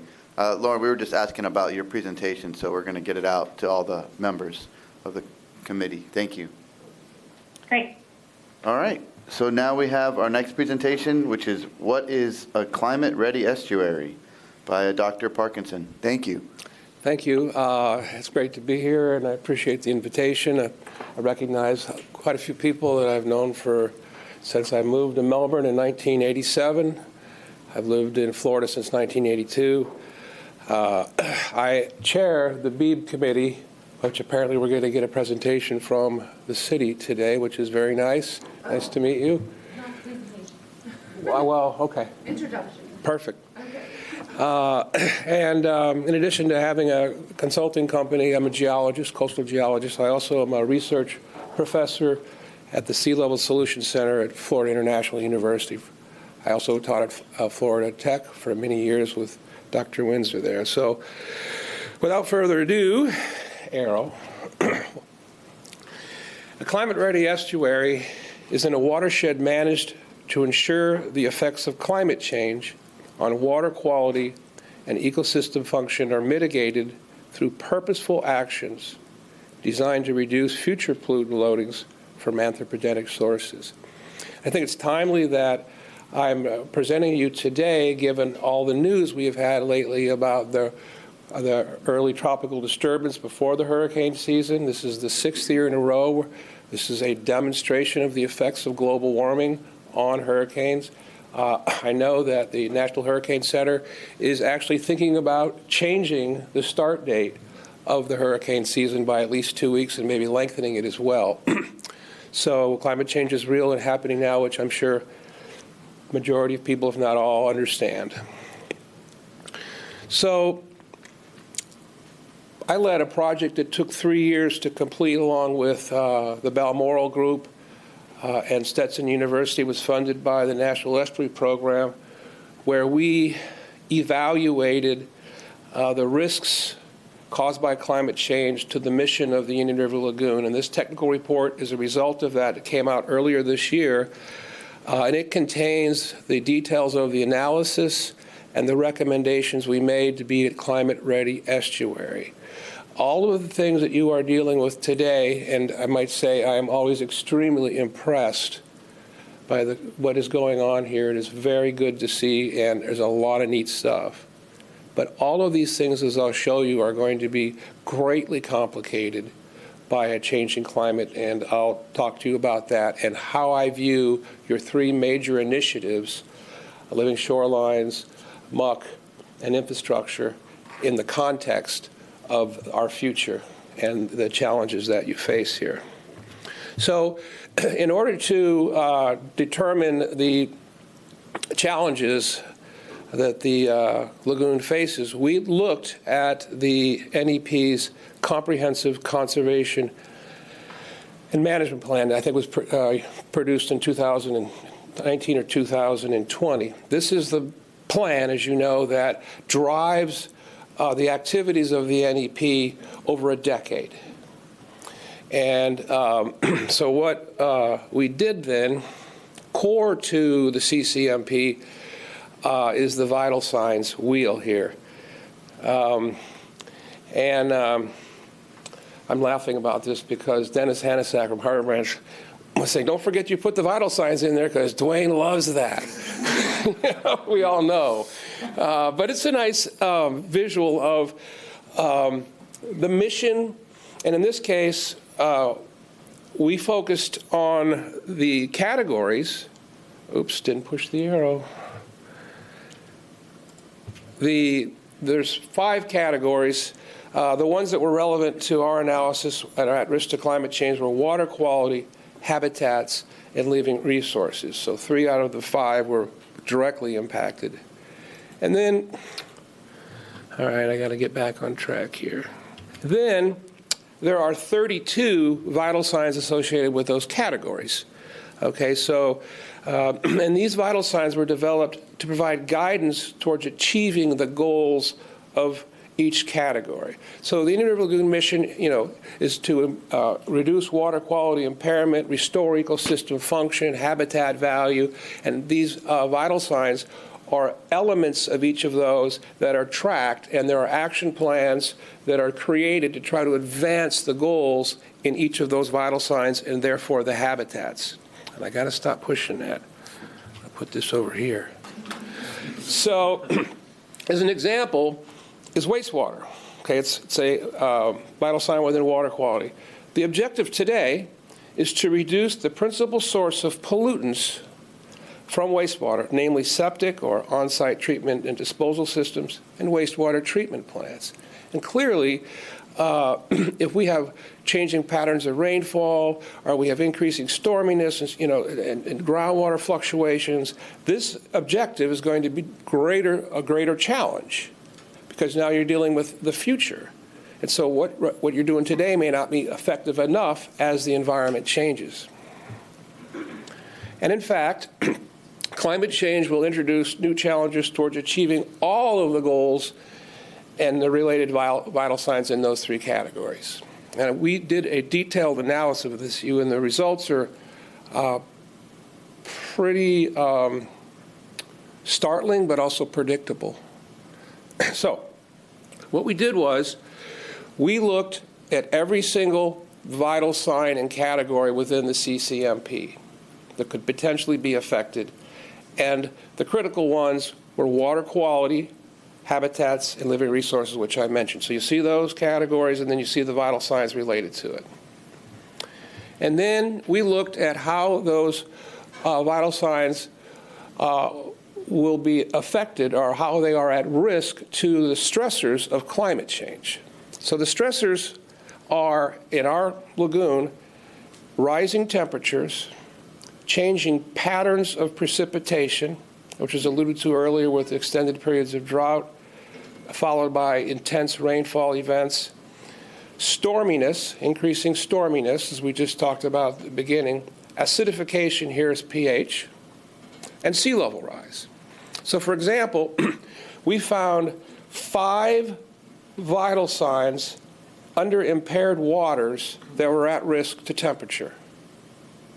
All right? So those are all those numbers in there, all of the specific risks to the CCMP. Then we quantified the level of risk, because obviously if there's a lot of risk, but it's very low impact, we're not worried about those. We want to know where's all the risk at, and which of those is really the highest priority. So highest priority would be a risk that is already happening, right? The stressors is already impacting.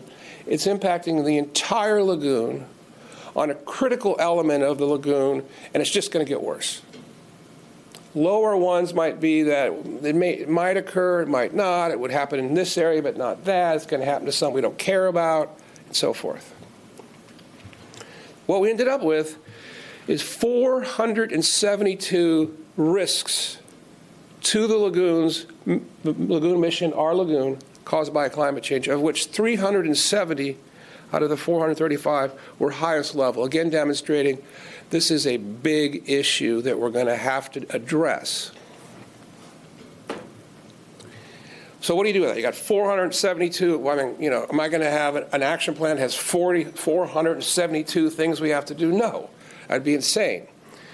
So what we did was we said, well, where is all of the risk really coming from? And what we learned was in this analysis is over 50% of all the risks to the lagoon, if you will, are from essentially impaired waters, wastewater, stormwater, and surface water. And impaired waters are often just measurements, chlorophyll content, dissolved oxygen, and so forth, which is a consequence of. But the drivers, as you'll see, we focus wastewater, stormwater, and surface water, all right? And 58% of the highest priority risks were within that category in vital signs. So we're like, all right, we need to focus on wastewater, stormwater, and surface water. That is where we have to be ready. If we're going to be a climate-ready estuary, we need to make sure that these things, any retrofits and mitigation, are climate-ready, that they take into consideration the effects. And what are those? 97% of the risks were from changes in precipitation, increased storminess, and sea level rise. Meaning, as you try to design programs, action plans, and so forth, those are the 3 things you need to think about as you try to get them to be effective in being a climate-ready estuary. So I distribute, I don't know if you all did your homework or not, but I will be asking a few random questions to make sure you read it. Walker, you know I can do that, right? But anyway, so this was a table in there. And I might also say that what we did for the NEP and that Climate Ready Estuary report is widely considered by the EPA as by far and away the best analysis of any national estuary program that has done that. Dwayne was adamant that we do that. I was honored to lead that team. I had a good team, but it is a really solid analysis that I think is appropriate to be conveyed to you all as you think about not only today, which is obviously a handful, but in the future. So anyway, here's an example. And this, I thought when the lateral line thing was brought up, climate stress or precipitation, wastewater treatment plants, temporary increase in infiltration and inflow from aging residential commercial parcels. So if you have your smoke tests, you show all kinds of leak laterals. When you have heavy rainfall, it just leaches all that, moves it into the groundwater more quickly in or into the surface water. It's just an example there. So we would want to be thinking about, as obviously you already are, how do we address that in the future? What you're doing. The thing is, there's so many things to do. How do you prioritize those? So what's the best path forward? So what I've done here, on the left vertical axis is pollutant reduction benefits. I'm going to show you a series of images here. So the lower to higher. On the right Y is your cost, from thousands, millions, billions. And then on the bottom, a time after construction of whatever mitigated action you have implemented. So the first is living shorelines. Color is proportional to performance along the x-axis as well here. So living shorelines, they're sort of like the low-hanging fruit, right? The nutrient reduction benefits in this context are relatively low, but if they're relatively inexpensive to do, and they have an enormous value in public education and outreach, which is a critical element of any program like this.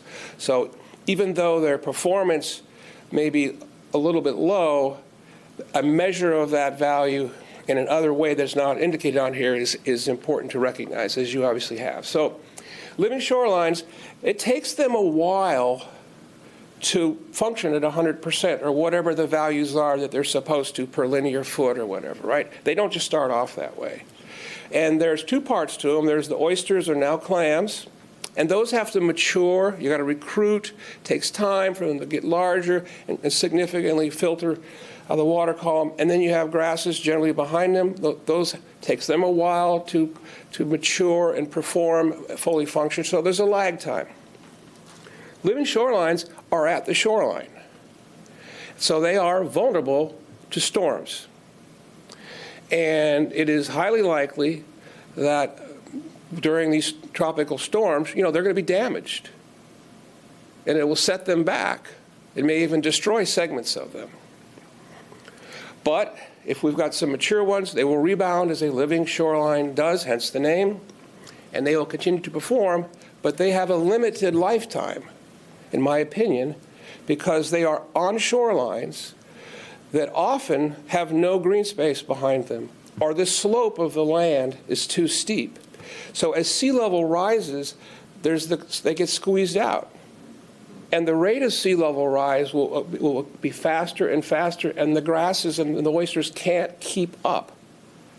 So in my opinion, because we're not thinking about that as we do installations, a lot of them will cease to function by mid-century probably.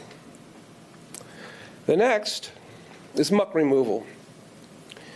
And I remember when I first came to FIT in 1987, and Dr. Trucker, I think, had just finished his first, all the talk was about the muck report. And I didn't have any idea what that was, but I'm intimately familiar with it and have had many conversations with Dr. Windsor and Dr. Treffry and so forth about this muck removal, its origin, the benefits of removal, and the thralls, the short sides of it as well. But muck removal is, in my opinion, on this scale here, is intermediate in its benefits. Of course, it's in the millions of dollars per project. And the muck is removed, but not all of it. So there's two parts of that that are important to consider. Part of it is removing the thickness, which I'm interested in a second, and the other is to remove it, period, so that you get a surface that the critters, bugs and bunnies, want to live on and in and so forth. And if there's any muck on top of it, doesn't matter how thick it is. So it's important to reduce the thickness because the water depth increases at that location, so it's not as frequently reworked by storms. But you really got to get rid of all of it, which is impossible. So you got the muck, the project settles down, it starts to do its, the benefits begin to accumulate. And of course, storms rework it, redistribute it. So you may have a complete setback in terms of the area of the lagoon where there is or is not muck. And remember, it just has to be there. It doesn't have to be thick to impact at least the benthic organisms. And of course, we're still dumping pollutants into the lagoon. So the amount of muck, as Terri has documented in several papers this last couple of years, I talked to him before I came here to make sure I got this right, it's expanding. So again, as somebody mentioned here earlier, you got to be thinking about, you can pull things out, but if you don't get to the root of the matter, this is just going to go on forever. So either we continue to add pollutants that generate muck, so the value of that project goes down, the effort goes down at wherever, because what's the point? The weird side is there is a benefit in terms of climate change, because as sea level rises, the water gets deeper. As the water gets deeper, then it takes a bigger and bigger storm to stir up the bottom. And if the bottom is now deeper because you dredged the muck, then there is some benefit that it is enhanced over time in these areas, so that that effort actually improves over time. Lastly, the big bang for the buck is infrastructure. And it's stormwater, surface water storage and conveyance systems, septic, and wastewater treatment plants. That's the highest bang for the buck. It's also extremely expensive to take on at the scale. So let's just say that, I was talking about new septic to municipal lines and so forth. So that goes on. Now there's going to be, I have that little sewer thing, and because there's residual things in the soils after removal of a septic and all that, so it will go to peak performance for a year or two or whatever, depending on the hydro period and so forth. But it'll quickly spins up to the peak performance if they are designed to be climate ready.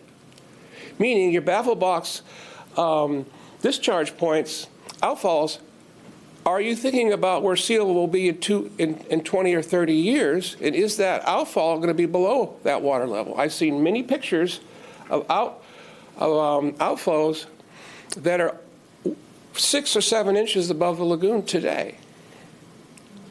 By 2050, you could have 2 feet of water in that location. So thinking about your infrastructure, not just about today, but in the future, is extremely important. And if you design these correctly, this is the best, the most expensive, because the peak performance is the entire design life of the facility. It isn't affected by hurricanes, or not nearly so, sea level rise, any of the things that I pointed out there. It's designed to withstand that.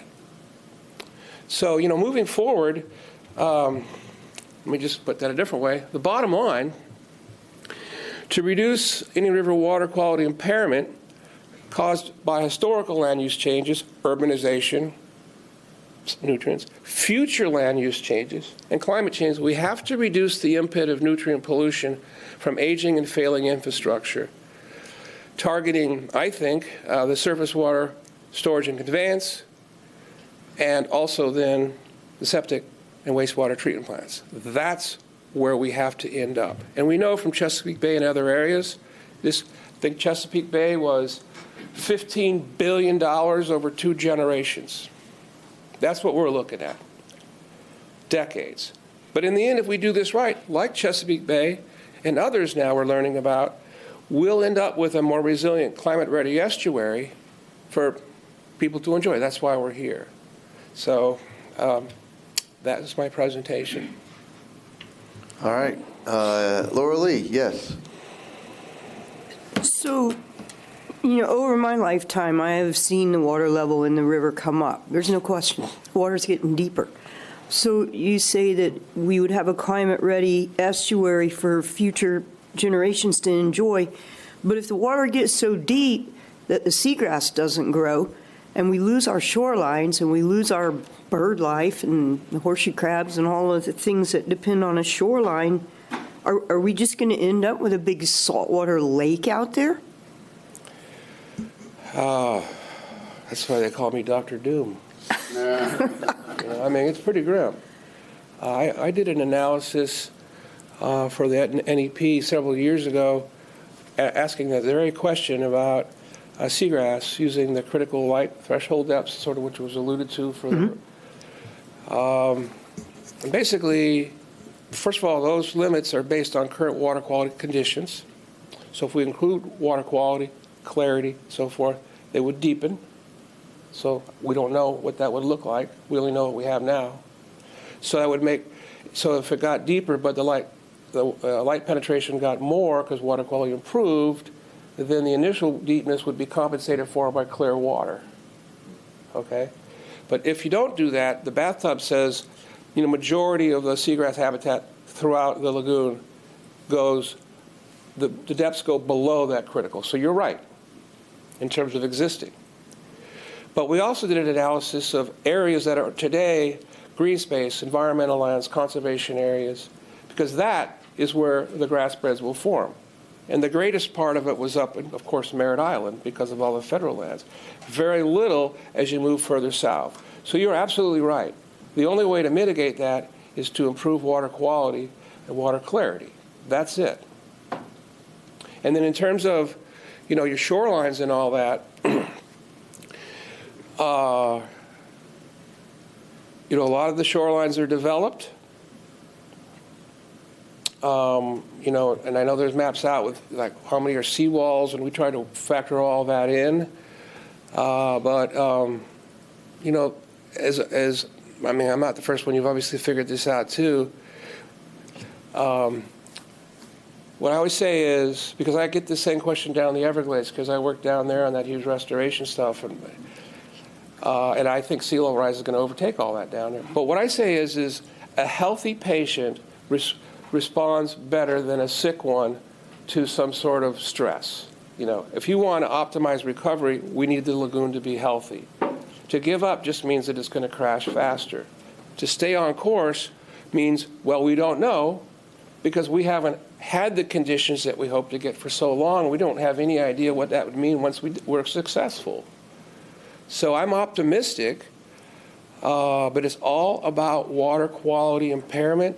It's all about nitrogen and phosphorus coming from our aging and failing infrastructure. That is it. Terri, yes. So you just emphasized the leading question, which is you've now got septic and sewer considerably above muck removal as the preferred and desired remediation. When this plan first floated 4 or 5 years ago, the analysis in general was 20%. If you talk about nitrogen in the water, it's 20% atmospheric deposition. Of what remained, it was 40% from legacy muck and 20% to groundwater and surface water. Your analysis now, and by the way, others that are in the press recently, are pushing all the emphasis almost to the point of saying, no, we should quit worrying about muck removal. We just need to go, you know, fix our sewer systems and septic tanks. What's changed? So this is looking into the future, number one, and land use in the future, the effects of rising groundwater table, changing patterns of rainfall and so forth. You know, a lot of the, so the legacy loads and the sources of that, you know, the past isn't the key to the future in this case, because the future it's not a linear trend of where we just say, oh, this is how it worked before, it's going to work that way again and again. No, the paradigm, it's going to be a paradigm shift. So the processes that interacted to generate that balance will be very different in the future. And we know already that muck is still I don't know if muck grows or not. I don't know if it's an animal, vegetable, or mineral. But it's expanding in its areal extent and its thickness today still. So we can't dredge our way out of this. We need to look at the sources that are causing the muck. I think, look at the structure of this, as was mentioned several times today, this is an ebb and flow. It's a maturing program here. Certain things work and certain things don't work, but you've got to keep moving forward. I think it's realistic to have a multiple-pronged approach on this, but in the big picture that I was tasked to look at, and under these changing conditions, and I didn't go predetermined, I just, where are all the risks to the mission of the NEP and the River Lagoon? Where are they coming from? And they were coming from stormwater, wastewater, and sewage treatment. Those are where the risks are. So I think I approached it a completely different way than the original, which was to look at trying to parcel out where the nitrogen was coming from, and then in that case where muck apparently elevated up. I know this is the case, and you went on to that. There's nothing wrong with that. This is a different look and requires a different perspective, as you all, grapple with not only today, but hopefully now be thinking a lot more about the future. I hope I confused you more than you were before. It would take several beers and much more time than we have to get to the bottom. Yeah, after 5, I'm sorry, I'm too early. It's a great question. It's still, it's sort of unresolved. Right? And I know this is fodder for the absolute thing you said that I foot-stompingly agree with. Number one, we have to reduce the inflow, because we can dredge muck forever if we don't stop stormwater and other intrusions. It'll continue to build. We dredged Turkey Creek in '95. We've dredged it now 2 more times. So that's absolute. And the other is it needs to be multi-pronged. We get into this game, and I think it's sort of a game of, well, this is more important than that, so we should be doing all of this and take money away from that. And I mean, we need to do all of this, and we need to do more of it than we're doing today, because right now today, with everything that we're doing, we're still failing the lagoon. The lagoon is dying. The thing is this has never been done before here. When I listen to the Chesapeake Bay thing, they don't even use the word muck. We have a completely different set of challenges down here. So everything that we're doing today is so new, and we're going to make mistakes. But at least we're making progress, and we're getting smarter. As many of these presentations were talking about how it was an evolving process, and we've learned this next time and so forth.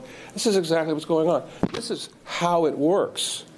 And like I said, when I listened today, I have to say that, in my mind, this is how it works. And it is working. So I don't think we failed.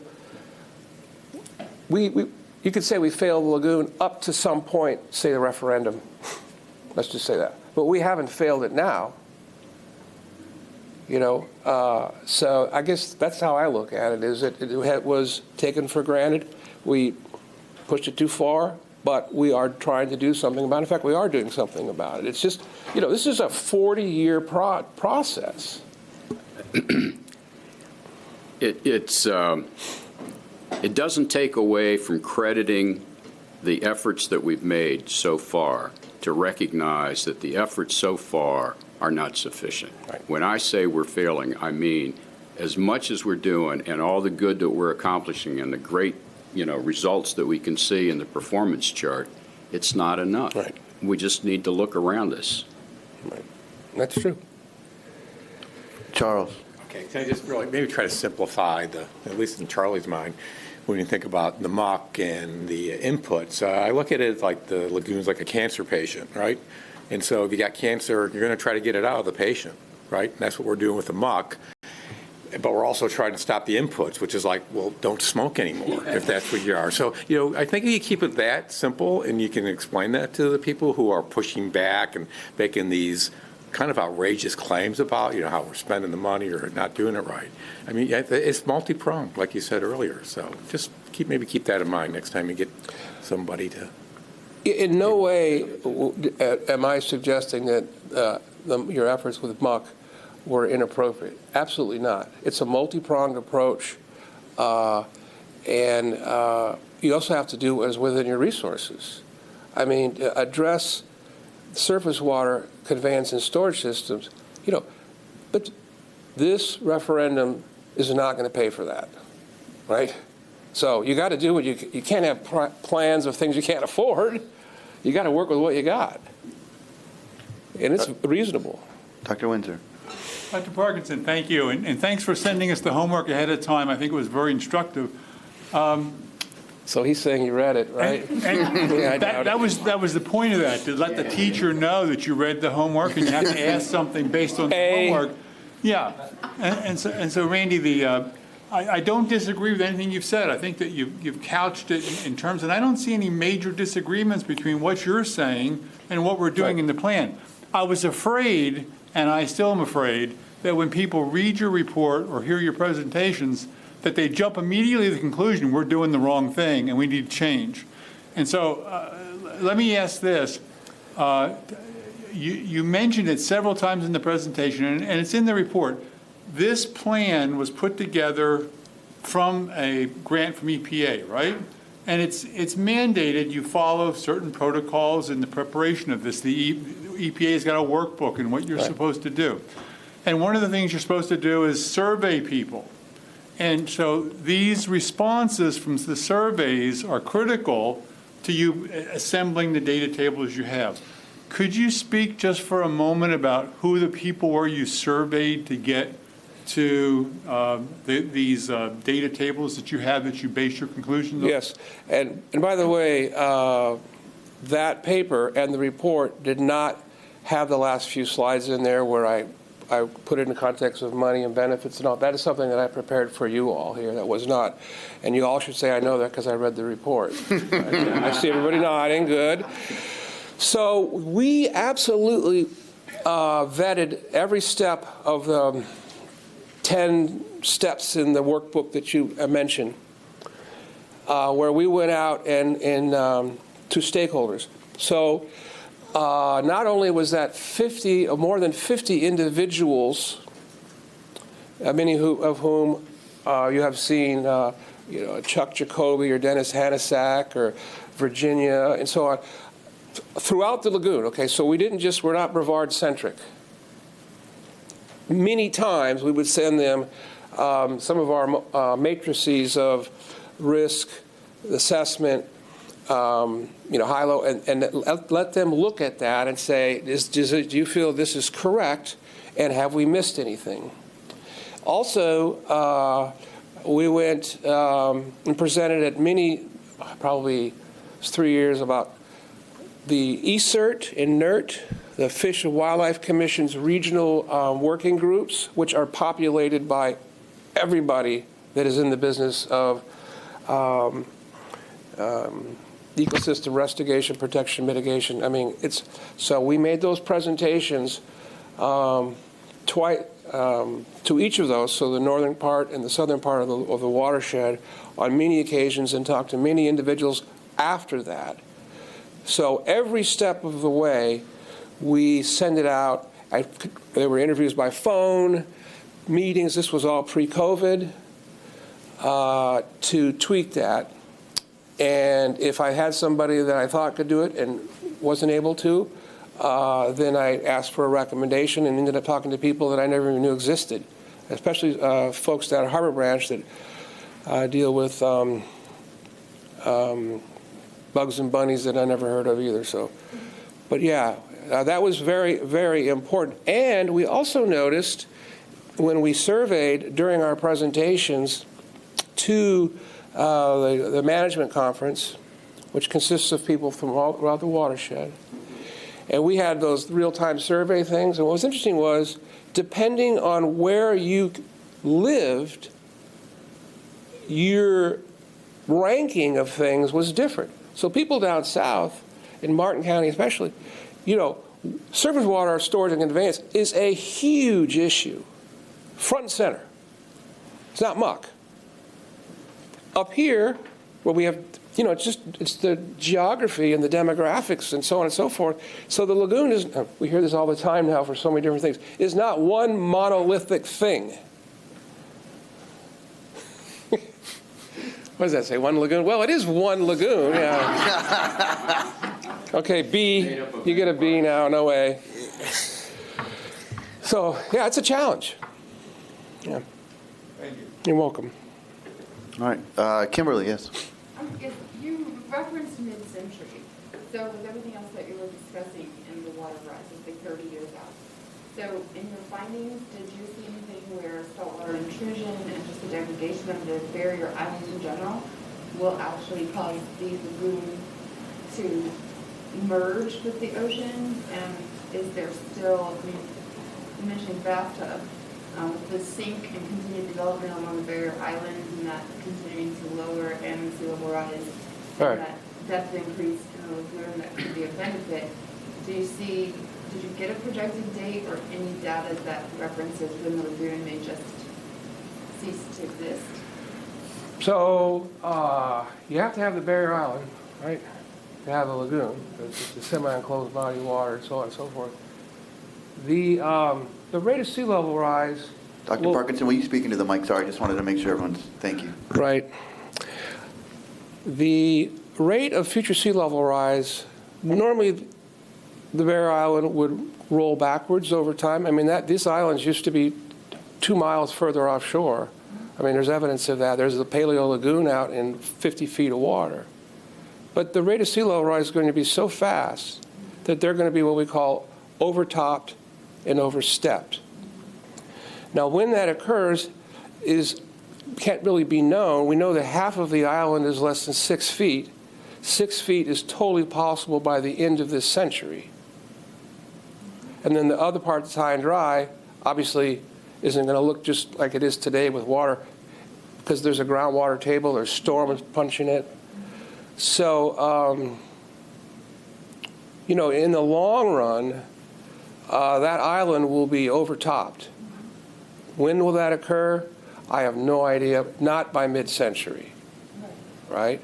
And as that occurs, it'll create more inlets because the water gets deeper and there's more volume, and so it's going to become the salinity on average will probably go up. But then the variability will go crazy because of extended periods of drought versus heavy rainfall events. So the variability and salinity will get even more initially. After that, I can't speculate.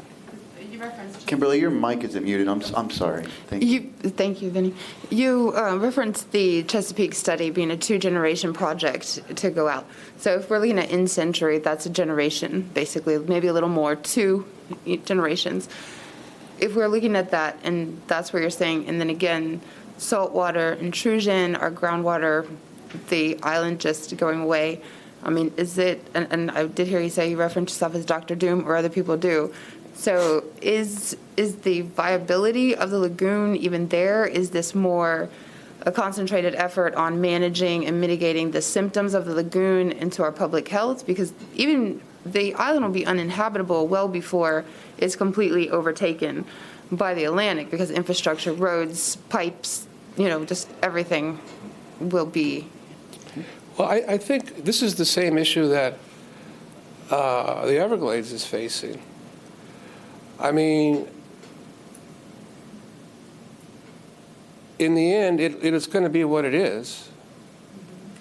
And you just can do what you can do now to make improvements that are your mission. And, in no way am I suggesting you stop doing those because in 200, not at all. I mean, there's generations of people that can, and it's impossible to know when that will occur. There's just so many variables and changing sea level, and we just don't have enough information. Conceptually, that's where it's headed. But certainly not till the end of this century. And by then, there'll be a different group of people around here discussing different problems.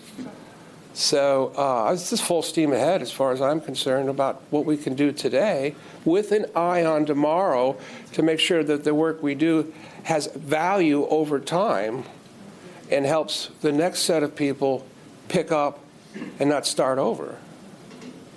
And I absolutely agree. And it was fabulous information, great presentation. Thank you. Thank you. I have one question. We're extrapolating here. Don't you think in less than 50 years, we're going to have globally the incentive economically as well as technologically to reverse the effects of climate change and prevent that future sea level rise? We're talking about entire cities being gone. I would think that as a planet, we could come together enough to figure out how to solve these problems with advances in technology. Right. So right now, we have it's a huge emissions gap from what our goal is in order to stay below 2 degrees, which in my opinion we've already missed, and then 3, 5. So we have a goal. We have what people have pledged, and then what people are really doing. People meaning countries. So we are anywhere near where we need to be, number one. Number two, the residence time of CO2 in the atmosphere is hundreds, if not thousands of years. So we're not going back to where we were pre-industrial revolution. All we're trying to do is keep a lid on it at this point. And I do think that at some point we will all come together as a village or whatever that thing is. And technology, I just read an editorial about the technology already exists in many cases. It's just not broadly applied. So the fact of the matter is, if I was here 5 years ago, I would not have come in here today and say that the weather person on CNN was talking about climate change, acknowledging the early hurricanes as a phenomenon, not perhaps a phenomenon. So clearly we're moving in the direction of being more realistic. And I think as all of these events, whether it's fires, tornadoes, freeze, whatever, these are happening now, and it is I think galvanizing people into trying to address this. It's just been a slow, heavy lift to date. But yeah, technology, I mean, it's not like we can recycle our way out of this, which really doesn't do anything about plastic. I mean, we got to take this thing head on, right? And it will be technology. All right. Thank you, Dr. Parkinson. Okay, thank you for having me. Great discussion. And since you did mention Dwayne, I just want to wish him a speedy recovery and hope to see him back soon. Vinny, while I get this set up, do we want to vote to extend the meeting so we have enough time for that? I was just going to say that. So we're about 15 minutes till we're at 3 hours. So we need a motion or need to take a vote to extend the meeting. Motion to extend the meeting by 15 minutes? Half hour? 15 minutes. 15 minutes. Seconded. Okay. All right. Any discussion? Aye. All right, all in favor? Aye. Okay, so that was 15 minutes, so we have until 11:45 until we'll need another, or we'll end the meeting. All right, well, I won't try and keep you too long here. My name's Hannah Atsma, and I am a research assistant and a project coordinator at ORCA, the Ocean Research and Conservation Association. We are based in Fort Pierce, where our main offices are, and we also have a Center for Citizen Science that's been open for about a year and a half, 2 years now, located in Vero Beach. So a little bit about us, if you're not familiar. We were founded in 2005 by Dr. Edie Witter, initially with the idea of seeing a need in the Indian River Lagoon for protection and restoration, and Dr. Edie Witter really wanted to approach this with a technology basis. Later on down the road, she decided that along with the technology, we needed to add more of the research science alongside of it. So our mission is now dedicated to protecting and restoring the aquatic ecosystems and species they sustain through the development of innovative technologies and science-based conservation action. So there's really four main parts of Orca. First is being the innovative technology. The biggest thing that we do along these lines is our Kilroy monitoring systems that they're based throughout the lagoon. We have 17 of them currently. We have a number of them in Brevard, so if you're out and about, you might see these boxes on these posts, and those are giving us real-time water quality monitoring data that you can access online. Alongside of that, we have our applied research science, where we're taking research projects and ideas from the beginning, finding funding, performing the projects, and then presenting reports. We also do a lot of education for all age ranges, from elementary, middle school, and high school. Pictured there is a leadership group of high school students that we're partnering actually with one of our citizen science projects. And then lastly, our citizen science portion, which is where we're located in Vero Beach, our Center for Citizen Science, where we have a functioning lab, and we have 5 citizen science projects currently that we're working on. And then my project focus is the One Health Fish Monitoring Project, which is what I'm going to talk about today. So I don't need to reiterate to you guys all know if you're here, the lagoon is an extremely important area, and there's a lot of issues that it faces. So what we want to do as an organization is start to pinpoint some of those sources of pollution, particularly toxins and toxicants, when we're talking about our fish monitoring project. Before I want to jump into the project too much, I want to talk about this idea of One Health. If you're not familiar with the concept of One Health, it's kind of this big picture idea, this big picture approach to solving these complex problems. It's where the health of people is connected to the health of animals in the shared environment. So anything we're doing is affecting the environment. That in turn affects the animals living within the environment, can change the environment, which can come back and affect us again. So everything is working in conjunction together, and we need to keep that in mind when we're trying to solve these problems and figure out what's really going on. So with our fish monitoring project, we're really following this process of where the toxins and toxicants are getting in the lagoon and the surrounding watershed, which then are exposing these toxins to the fish, and then anyone who's consuming it can then be exposed to these toxins via these fish. So really we're focused on the animal part of this project. We're looking at the fish, what toxins these fish are exposed to, and then from that we can estimate some exposures to humans as well and bring in that concept of human health too. So currently this project has been going on for a year and a half or so. Really a year of really focused work has been done on this. To this point we have just about 400 fish processed. I think the last data sheet I looked at was number 387, which is really exciting. So here are just some of the basic things that we're looking at currently, and we're always working on more collaborations and interested in hearing what people think we should test next. So we're always expanding and adjusting this list. Microcystin is the first one that we're looking at, so that's that blue-green algae toxin, most often associated with Microcystis species, but can be from other species as well.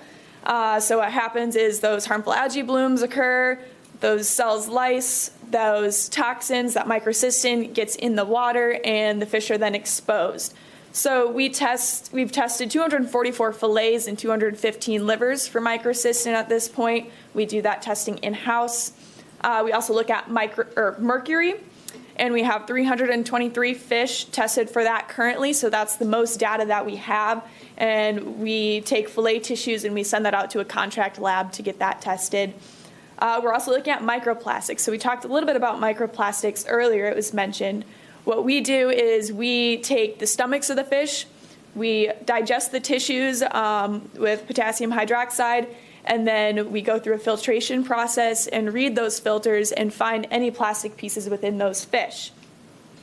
We also have a partnership with the University of Florida, which there's a lab there, and they're looking at PFAS and PFOS, which are those forever chemicals. So whenever they get in the environment, they stay in the system, they don't really ever go away. Same thing if they get into your body, and they can have really harmful human health impacts, a lot of hormonal impacts, things like that.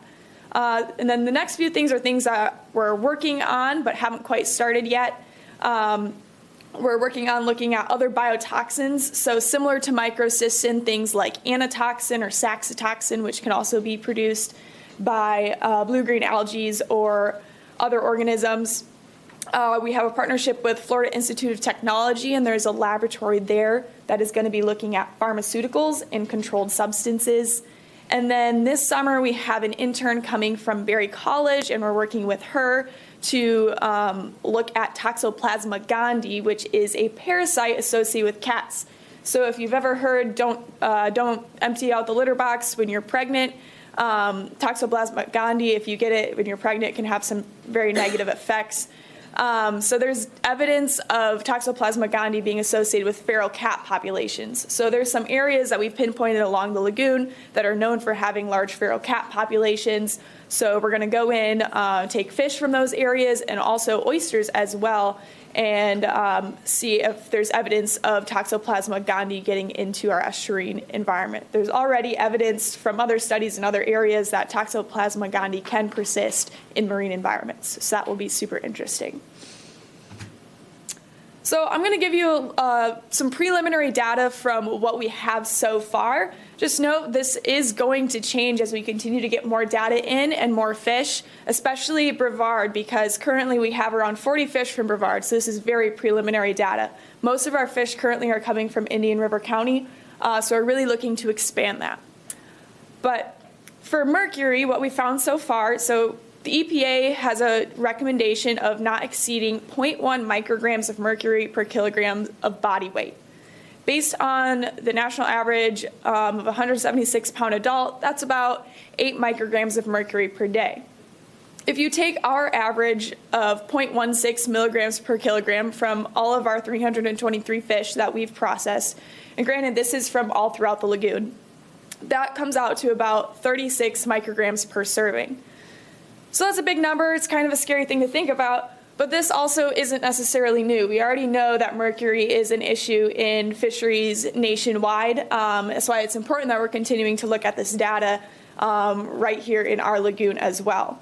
And you can look at the Brevard data as well. It's a little bit higher, but again, this is a much smaller number of fish, so I do expect those numbers to change. And if you kind of look at that, I have the graph blown up on the next slide, but most of the fish from Brevard coming in are hardhead catfish, and they tend to be one of the higher ones as far as mercury levels. So here's that graph blown up.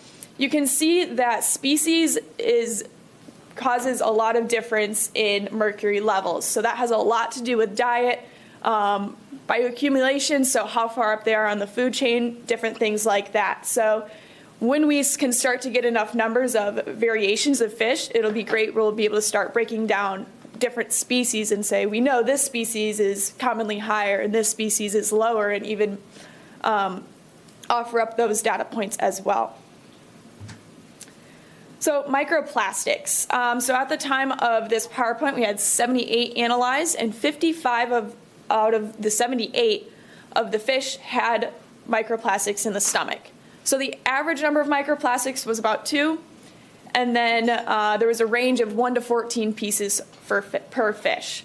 This was found throughout all the counties. There wasn't necessarily one county that had comparatively more than others, but it just goes to show it really is an issue, and microplastics are out there in our water system. So you can see that little blown up image. These are very, very small particles. So those little blue lines on there, those are your microplastics. So why is this significant? It can have a few different reasons for being so important to look at microplastics. One, looking just at the organism, if a fish has a lot of microplastics in its stomach, it can start to feel full, not necessarily want to go eat, and it's not getting the nutrients it needs. It can die that way from starvation. From a more human health aspect, as well as for the organism, microplastics can absorb and leach a lot of harmful chemicals and toxins. So that's something to think about too when we're thinking about consuming the fish or even the organism's health with those chemicals. And then microcystins. So the EPA has recommendations for microcystin of your daily maximum intake, but these are all associated with drinking water. So it's not a direct comparison, and there definitely needs to be more information out there and more research done as far as human health impact of microcystin. But based off of this, the 1.6 micrograms of microcystin per liter of water is the EPA recommendation per liter of water per kilogram of body weight, and that equates to about 256 micrograms per day. Our average for fillet was 0.52 micrograms per kilogram. Based on the average fish serving, that equates to about 0.12 micrograms per serving. So that's well below that limit. But this really just brings up more questions of, in this low dose, long-term exposure at this low level of microcystin, does that have a human health impact? And so there's a lot more questions to be asked here as we look at this data. And this graph just shows, again, it's species dependent, has a lot to do with diet.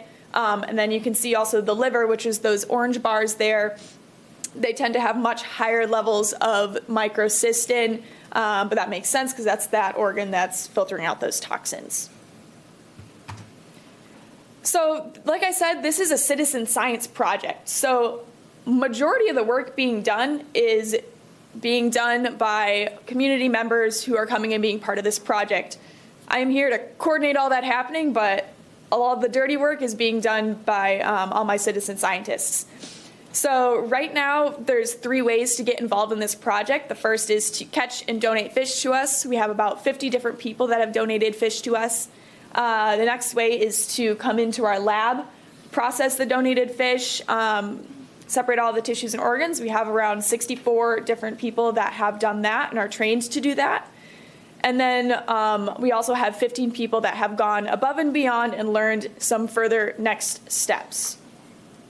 So what does this look like? When we're collecting fish, we're just collecting anything that's legal and in season. As we get more fish in and we get more focused in, we're going to start limiting what species we want or areas, different things like that. But right now we're taking anything. As long as the fish is kept whole, frozen or on ice, we'll take it. And people will label it, so they give their name, their contact information, when they collected it, where they collected it, and the species, and then they drop it off at one of our partnering bait shops. So here in Brevard County, we have 4 different bait shops that are partnering with us.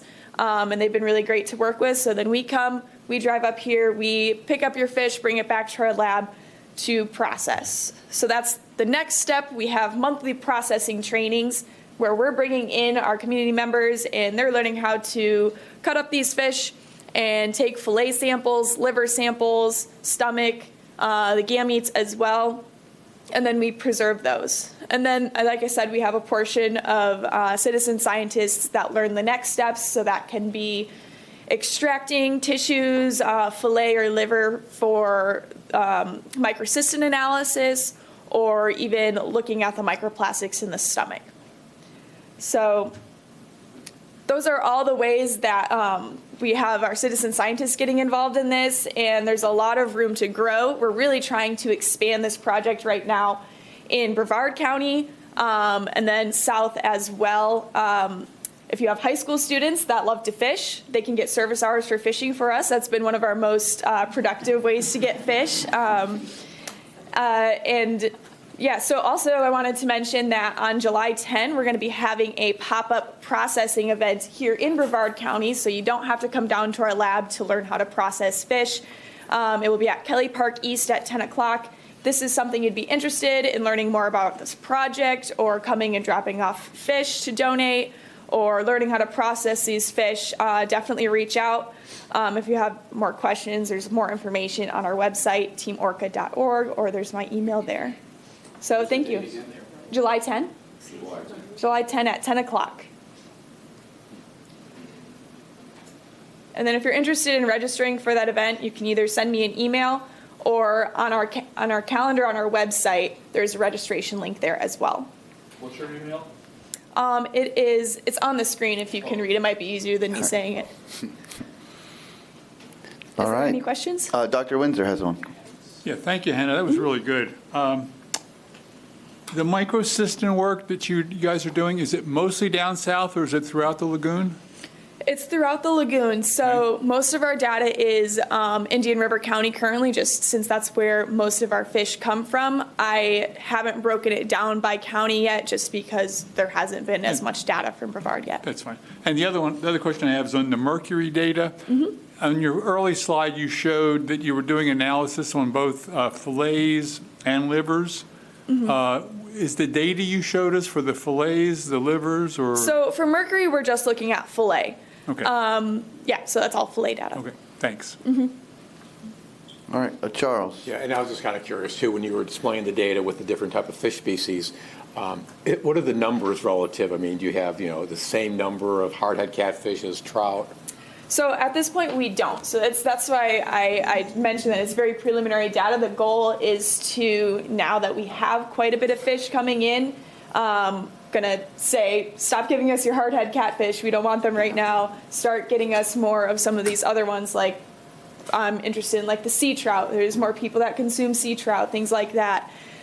So currently, no. But that's the goal in the future, so we can be able to compare those fish species with similar numbers. Laura Lee? Yeah, and I had a question on the same thing. So, unfortunately, hardhead catfish is most of what people catch now when they go out recreational fishing. But the mullet, is it, so the reason the mullet is so low, is that because not many people have brought you mullet, or since mullet's a vegetarian and everything else that's on that graph, it eats crabs and worms and other fish and stuff? Do you think that the fact that the mullet are vegetarians might make their reading that low? So that was for mercury, correct? Yes. Yeah. So I haven't looked into this a ton, but being vegetarians and being lower on the food chain, there's less of that bioaccumulation occurring. So as bait fish, they're going to have some of the lowest levels of mercury. Okay. Then my other question is, there's a monitoring thing on the Titus Pier. Is that one of your pieces of equipment? It might be. I'm not exactly sure of the locations of our monitoring systems. Okay. Virginia said no. Okay. Then I have no further questions then. Okay, thank you, Counselor. All right. Yes, Kimberly. Hi, Hannah. Good to see you. And it's good to hear the number on Brevard fish is definitely up.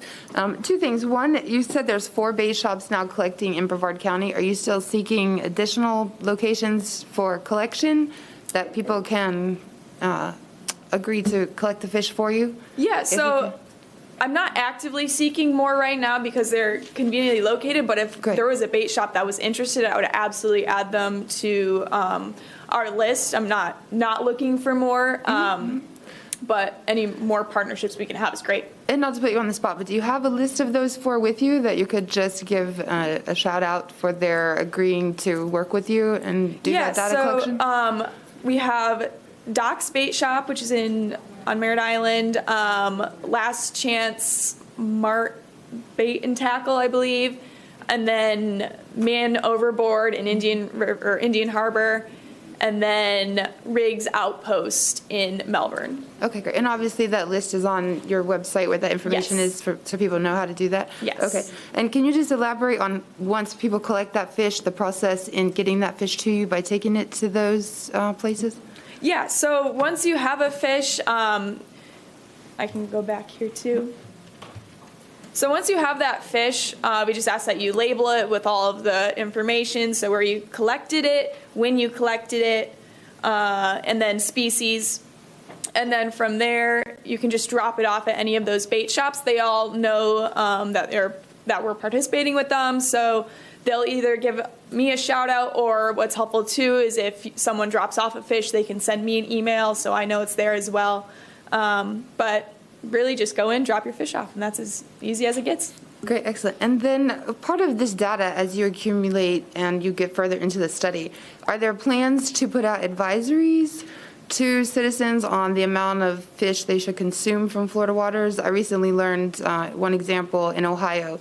They have a public campaign through the Department of Health that's actually a recommendation that you consume no more than 1 serving of fish caught from Ohio waters per week due to toxins and all the accumulations that do exist in their water and in their fish. So is that part of this project plan once you get that data to possibly look at advisories for consumption? So as an organization, our goal is to offer the data, get as much data as possible, and present it to the right people to potentially make policies. So we're never going to be the organization to say, eat this fish, don't eat this fish, but we'll give you all of the data. So if someone along the lines came down and said, hey, we're going to use your data as a way to potentially create a new policy because we have all of this evidence here and here, we would absolutely partner with that or present our data in that way. Great, thank you so much. All right, any further questions for Hannah? All right, Hannah, thank you so much. Thank you. Okay, so that brings us down to old business, which there is none. So that will move us to new business, which we have the 2021 Florida legislative session. Virginia, did you have anything new other than what we have in our packet? Actually, yes. So in the final moments of the legislative session, which is not reflected in here, the numbers for our projects went up. So our 3 projects are all currently at the requested amount. So double what is listed in the week 7 report, and the muck removal went up from 250,000 to $2.5 million. So, you know, we're hopeful that the governor will sign it as presented. All right. Well, thank you, and thanks to our legislators who are working hard to bring that money. Okay, so after that, we'll now open the floor to general public comments. Anthony, I know you've got your saying that you normally read, but I don't think we'll do that today. I know we have people online. If you do want to make a comment, raise your hand and I can identify you. Otherwise, anyone want to make a public comment?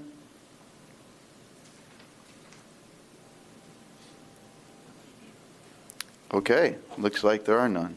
All right, so we've got 5 more minutes. I think we're going to make it. Right now is final comments by the chair and committee members. Does anybody have anything on the committee they'd like to? I do. Please, Dr. Windsor. I've been hearing some complaints in the community for maybe 30 years, but and I unfortunately, you know, all the good comments that come. It reminds me of being in a classroom and getting your class reviews, and you got 30 students who review you. 28 of them say, okay, great, whatever. And then there's 2 of them that say, he's the worst professor ever, it's awful.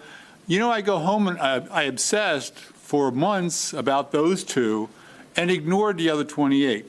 So here I am again, obsessing about the 2 out of the 30. There are people out in the community saying that this committee is doing nothing about the manatees, because this huge manatee mortality event. And I started thinking about manatees, microplastics, and PFAS, and what do those things have in common? Because those come up in the same conversations. And so I think everything we're doing here is directed toward making the habitat better for manatees. So I reject the claim that we're doing nothing for manatees. I suggest we're doing everything we can to preserve the habitat for the manatees. But let me switch gears for a minute and go off to the microplastics and the PFAS. You just heard about microplastics and PFAS. Over the years, again, my whole career has been funded and directed by newspaper headlines about what the current pollutant of the day is, or the current pollutant of the week, or the current pollutant of the decade. So last night I was sitting there making a list of some of the big headlines over the years, and if I had time I would have pulled out the old headlines, but we don't have time for that right now because I'm going to use the whole 5 minutes up.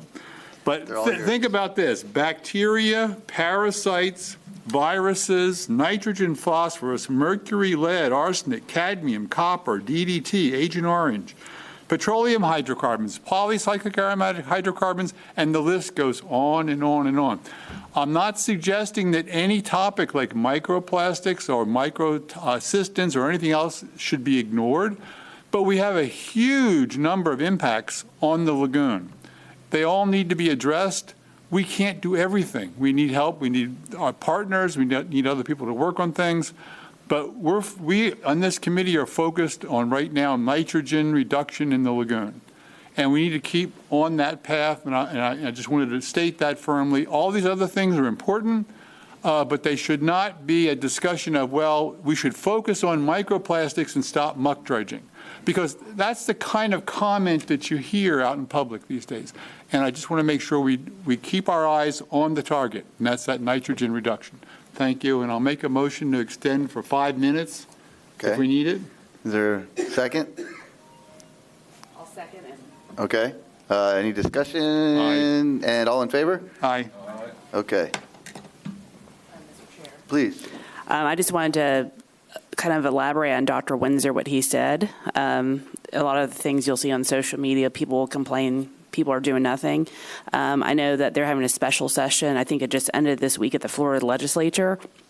So maybe we can invite one of the state senators or state representatives to our future meetings while they're out of session, and then maybe one of the county commissioners, and then try to figure out like what are the hot topic things to push, the buzzwords, if you will. I noticed the last legislative session, there were certain popular topics that, were in the news more. I know re-elections next year, so some things might sound better on the headlines. Lagoon may not, and other items were. So maybe if we can say, oh, it's going to drop your real estate values, or just certain things like what's the things that make things go forward in committee and others where they die. So maybe that's an idea to go what Dr. Windsor said, to say, hey, we are doing something. What can we do to get leadership to listen? Because, a lot of the legislatures, they listen to what leadership tells them to do, unfortunately. They follow the leader. All right. Thank you. Any other? Kimberly, yes. Thank you. I had made a note to circle back to the education factor when we had discussed that earlier. Is there any effort for commercial education for the applicators? I know Florida has a green industry best management practices license that's required. So I don't know, Brandon, if that's you or anyone else has the information. I believe that's governed under the Department of Agriculture, but I'm not sure. Is that checked up on? Is there a follow-up on that? Are there county, city licenses? I don't know how the industry works. I do have the certification just because of personal knowledge from years ago, but. So the GIBMP, Green Industries Best Management Practices, is a class that is given by IFAS, and it's required for commercial applicators. The county ordinance also was requiring it for other applicators as well. As far as checkup, there's no real checks per se. It's just a regular certification that I don't know the exact time frame, but you would have to get recertified every so often. We used to be a certification, and I believe it still is, that now you have to actually apply and pay an additional fee for a license. So in regard to that, and Virginia, I see you shaking your head if that's correct. I'm not 100%. Pesticide licenses require something you pay for, and you have to get continuing education units, and I think it's every 4 years you would have to take the class again, pay again, pass your test. Right. I was asking in specific to chemical and commercial grade fertilizers. So if there's maybe that hole in the loop of education for where these fertilizers are being applied off season, during season, is there something that we could include into the educational component that would reach out directly to people who hold a license for commercial management or commercial application of fertilizers? We could discuss. We do talk with our local educators often. I know IFIS has a class. It's the first one that they've had coming up for months. They have, I believe it's the end of this month, that they are offering that certification. So maybe even just a little more public awareness. It may already be, but posting that on the Brevard information. Actually, I think I did see a note in the Brevard County information that goes out about that class coming up. So just even if we don't make it for this month, but just look at that as another pinpoint that we could market and bring to those people who are doing commercial application? Yeah, we could do that. And they do have their manuals and pamphlets are very user-friendly and attractive. So it's also something we just spread the links to those. Yeah, I was going to say if we could continue to share that information, pamphlets and links so that, you know, if they are user-friendly, that's great, and get them out to the users that they would be necessary to look through that information. And then maybe even, again, look at where that follow-up does come, Department of Agriculture or local licensing. You know, there's a lot of different places that we could try and reach that segment that are using those fertilizers. Absolutely, yeah. All right. We'll discuss that, yeah. Okay. Thank you. All right. Anyone else? I did have one thing, but I'll be quick, and we'll just push it off until the next meeting. I know there was talk about education. Obviously, we talked a lot about it. I was thinking about, after our meetings, reaching out to the media outlets and with an update. This is what we went over. This is what we did. Here's some of the presentations. Here's what we learned. Because I think if we keep pushing the information out there, I think that'll help a lot of people saying what's going on. And so that is something that I am interested in doing and I'm willing to do. But anytime I speak, I'm going to represent this group. And so I would like everybody to say that they're okay with that. So let's not do it now because we have 1 minute. But why don't you think about that over the month, and next month when we get back together. I'm sorry, we don't have a meeting next month in July. When you get back together, I'd like to hear your comments because I am interested in getting the good work that we do and others do out there. We just spent over 3 hours working on the lagoon. And so that's a lot. So think about that, and I'll see everybody in July. Thank you all.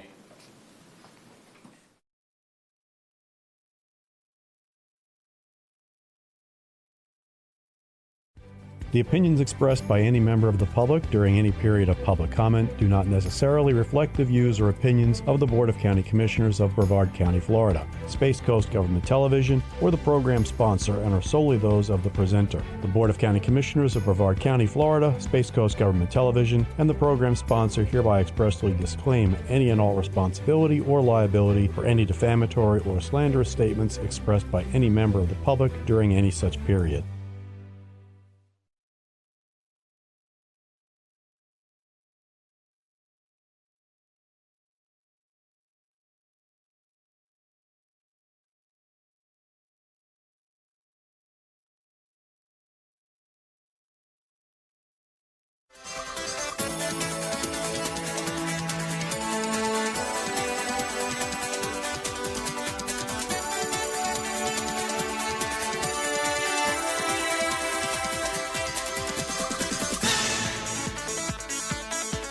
My mind that military spouses might be having that same obstacle, and we haven't addressed that. So I think that's something we also can take back to Career Source and Career Source Florida and go, okay, we need to have the cheat sheet on how to help companies understand how to read that. So great presentation. Any questions out in Zoom land?